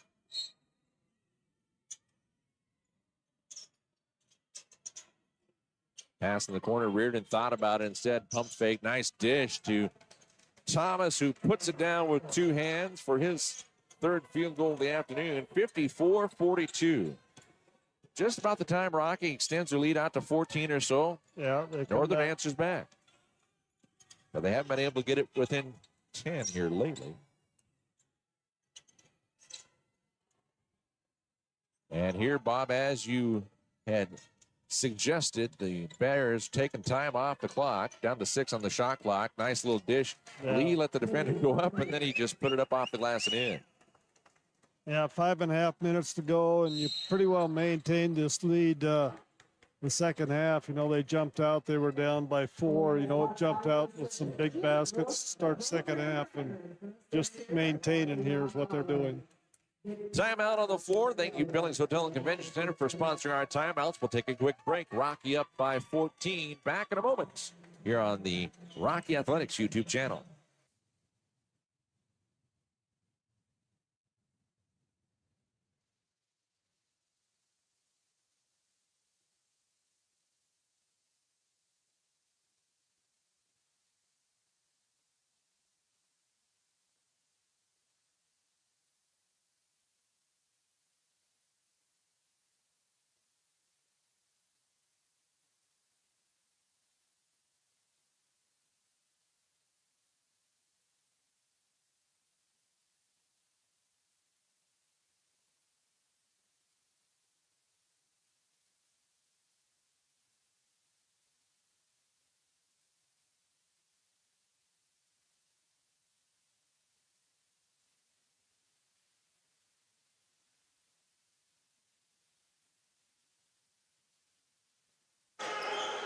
Inbound pass comes in to Reardon. We've got 5:17 left. Reardon dribbling over here on the right wing, gives it off. Driving in, Maxwell let the defender go up and down, and then Maxwell puts it off glass and in for 2. Maxwell's got 10 in the half, 18 in the contest, 56-44 our score. 5 minutes to go here in the second half.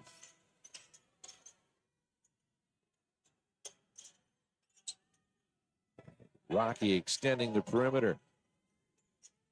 Boy out the wing. Owens left side. Spencer says, I'd like to try a 3. Can't get it to go. Lee tried to dish it back to McCoy. Instead, it's picked up by the Lights. Driving. Maxwell puts it up off the glass on the right side as the defender fell to the floor in the paint. 56-46 now. Rocky holding on to that 10-point lead. And a pick from Lee for Owens, off to Royce. Robinson. Royce drives in, puts it up off the glass. The finger roll, no. 10-point lead. They could cut this down to a 7-point game here with a 3. They could. Maxwell. Dish back out right side. There it is. McEnroe for 3. That's his first 3-pointer of the afternoon, and it's back to a single-digit advantage for the Battlin Bears. Big possession here for the Bears. Owens gets around the screen, gets it down inside, bounces it to Royce Robinson, who's going baseline left to right, brought it out of the wing. Now McCoy on the baseline. McCoy back out top. Owens left side. Royce driving in. Royce all the way to the hole. Strong move. Can't get it to go, but nice follow on the putback by Carter up and in for his first field goal of the afternoon. Carter McCoy with one of those garbage baskets that just make a difference in the game. Back to a 9-point lead now after the three-pointer by by McEnroe got it within 7. Fadeaway on the baseline, no. And boy, that could have been a foul there from Thomas. He just poked it away from Lee, who was going for the rebound. Owens will bring it up the floor. 2:42 left in the second half. Rocky leading by 9. Jesse Owens on senior day trying to secure the victory for the Bears. Tried to bounce it inside. We got a kick. Many legs there, and one of the Lights kicked it away.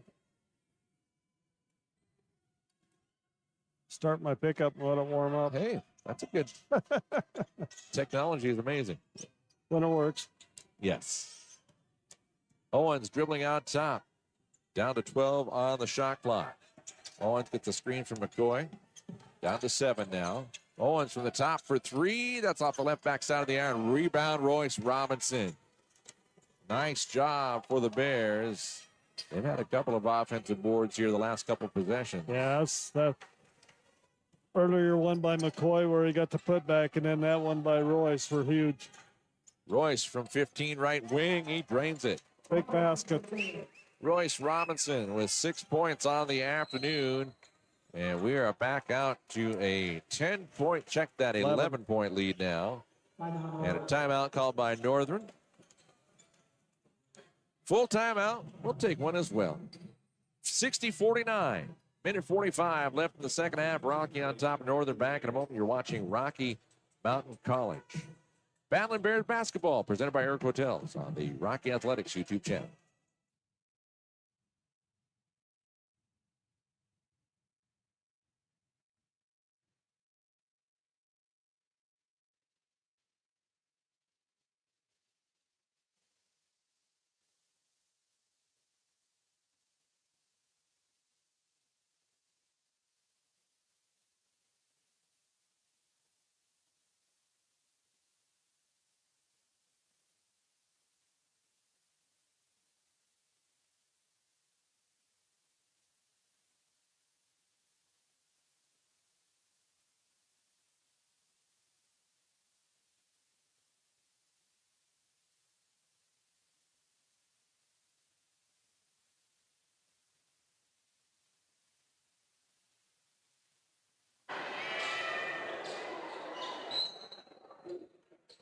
Battlin Bears looking to win all 3 games against the Lights here this season. Ladies pulled off that accomplishment earlier this afternoon with a 71-42 victory.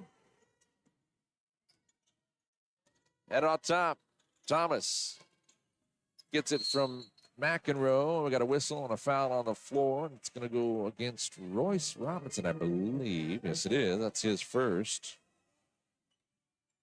So that's only the 16th foul on Rocky. They had 1 left to give. Minute 25 left. Reardon, the inbound pass. Give it off to Thomas. Thomas to Reardon. Reardon drives in. Shot off the front of the iron. Royce Robinson with the rebound for Rocky.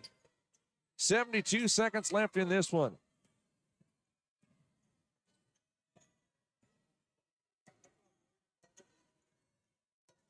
Battlin Bears won 81-69 back on January 30th. Excuse me. Lights won 71-69. Battlin Bears with a bucket, 62-49 with 51.6 left.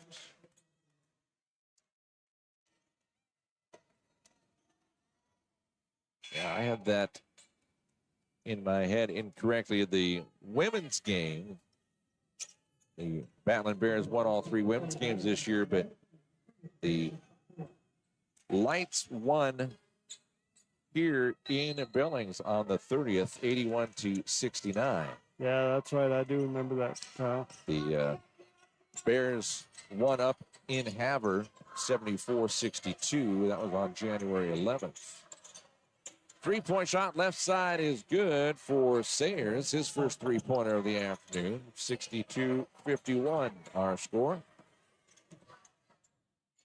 There is an 8-second differential between the shot clock and the game clock. 8.5. Jesse Owens getting tough guarding from Sink Maxwell. Clark fires the three, won't go. Trying to get the other senior a chance for some points, and it just went in and out. In and down the left-hand corner, three-point shot off the front of the iron, no. Clark was going for the rebound. It goes out of bounds, and I'm going to say it's Northern ball. Was a good look for Brett Clark. Yeah, it was. And the student section of the bench were starting to come up. They thought it was going to be in there. Inbound pass comes into Mendez. Mendez fires a three. It is short, and that is the buzzer. Battlin Bears pull off the sweep this afternoon here at the Fortin Center. 62-52. Battlin Bears over the lights. As the Rocky men improve to 18-8 on the year, 7-6 now in conference. The Lights now 8-18 overall and 2-11 in conference play. We'll take one final timeout. When we come back, we'll take a look at the final tallies here on Senior Day. Battlin Bears over the Lights. You're watching Battlin Bears basketball presented by Urk Hotels on the Rocky Athletics YouTube channel.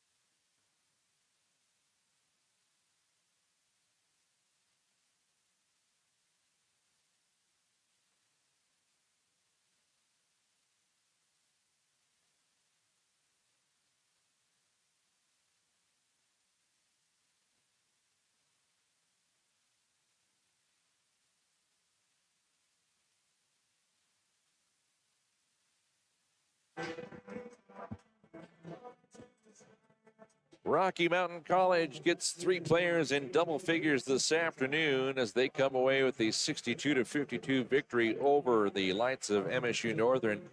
Jalen Lee back to form as he had a double-double, 19 points and 12 rebounds. Jalen 6 of 12 from the field, 1 for 3 from behind the arc, and 6 of 8 from the free throw line as he led the Bears with 19 points. 13 for Jesse Owens, the senior, 6 of 11 from the field, 1 for 4 from three-point line, and he had 5 assists. He only needed 3, so Jesse Owens now the all-time assist leader for Rocky Mountain College men's basketball. And then Omari Nesbitt with 11 points on the afternoon. He went 5 of 10 from the field, including 1 for 3 from behind the arc for his 11 points. Royce Robinson, 8 points on the day, as Royce only had 2 points at the halftime break. He added 3 second-half field goals as he shot 4 of 11 from the field. He had 3 rebounds as well. Off the bench, Actually, I should say Carter McCoy with 4 points. That rounds out the scoring for the starters. Off the bench, Kate Erickson with 3 points, Colton Spencer with 2, and Jacob Bilodeau with 2 points. For the Northern Lights, Sink Maxwell led all scorers with 20 points on the afternoon. He shot 8 of 18 from the field, 3 for 3 from the line, 1 for 2 from behind the arc.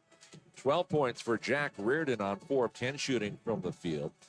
7 points off the bench for Rafe McEnroe. He went 3 of 4 from the field, including 1 for 2 from behind the arc. 6 points for J.J. Thomas, 5 for Leon Sayers IV, and 2 points off the bench for Jacob Randall.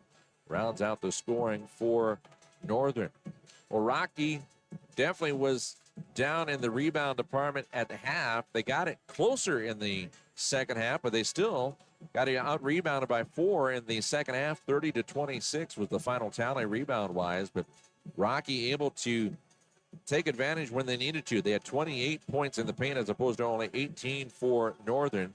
And points off turnovers. Rocky had 18 points off turnovers as opposed to 10 for the Lights. Anything else you see there, Bob, this afternoon? Not really. You know, both teams from the three-point line, it's kind of rare. They both shot 23.5%.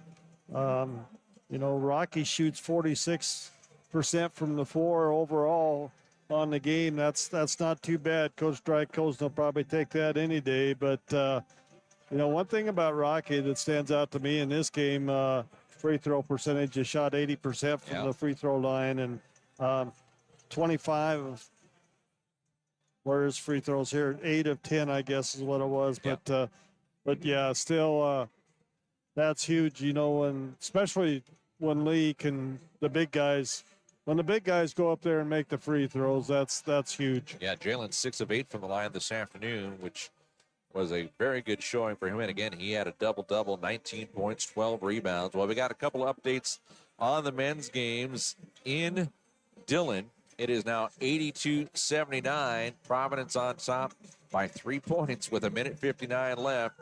And with 9:23 left in the second half in Helena, it's a 45-45 tie between Tech and Carroll. Well, earlier this afternoon on Senior Day, the ladies had a fantastic game from their 2 starting seniors. Sydney Detman had 16 points, Gracie Leckville with 13. As Rocky took the lead for good early on in the first quarter and did not look back, they won 71-42. They improved to 16-9 overall, 8-4 in conference. And then the men this afternoon, they led 28-24 at the halftime break. They extended their lead out to 14 points multiple times in the second half. Lights kept it as close as they could, getting within 7 points here later on in the stretch, but Rocky holds on for the 62-52 victory over the Lights on Senior Day. And so it comes down to the final 2 games of the regular season next week. The Battlin Bears will be on the road on Thursday up in Helena. And we were talking about it earlier. That's going to be a really, really important game, especially for the women, as they are tied with Carroll going into these final 2 games. And of course, the Rocky men now above 500 in conference play. But they'll be there on Thursday, and then they'll finish on the road in Dillon on Saturday. Yeah, and, you know, the women, that's, you know, the toughest part about that deal is the game that scares me more than anything is the Western game, because if they go to Carroll and win at Carroll, then you got that hangover game. And Western's pretty capable of playing pretty good ball. So, you know, that's the one that scares me. I think, you know, Coach Keller's going to have to stay metal down the middle, not get too high, not get too low. Either way, what happens to that first game on Thursday night at Carroll. But yeah, that's a scary situation when you win that big one against Carroll and then go into Western. And no matter what happens, the Frontier Conference tournament starts on March the 2nd through the 4th. Of course, we're hoping at least one of these 2 teams, if not both, get a way to get in not only to that conference tournament as far as depth-wise, but also get a chance to get to Nationals in Kansas City the 14th through the 16th. Yeah, you know, and the thing of it is, you want to be in first or second going into the conference tournament. You get that bye. You know, that's huge. So see what happens. It's Frontier Conference, Kyle. And it's always exciting. Well, Bob, Yes, thanks for joining me this afternoon. Hey, it was fun. Yeah. Final score again, ladies 71-42 and the men 62-52 over MSU-Northern as the Battlin Bears look to round out a couple of big wins next weekend, hopefully on the road in the Frontier Conference. For Bob Ritter, Kyle Riley saying so long from the Fortin Center. Have a great weekend, everybody. Stay warm.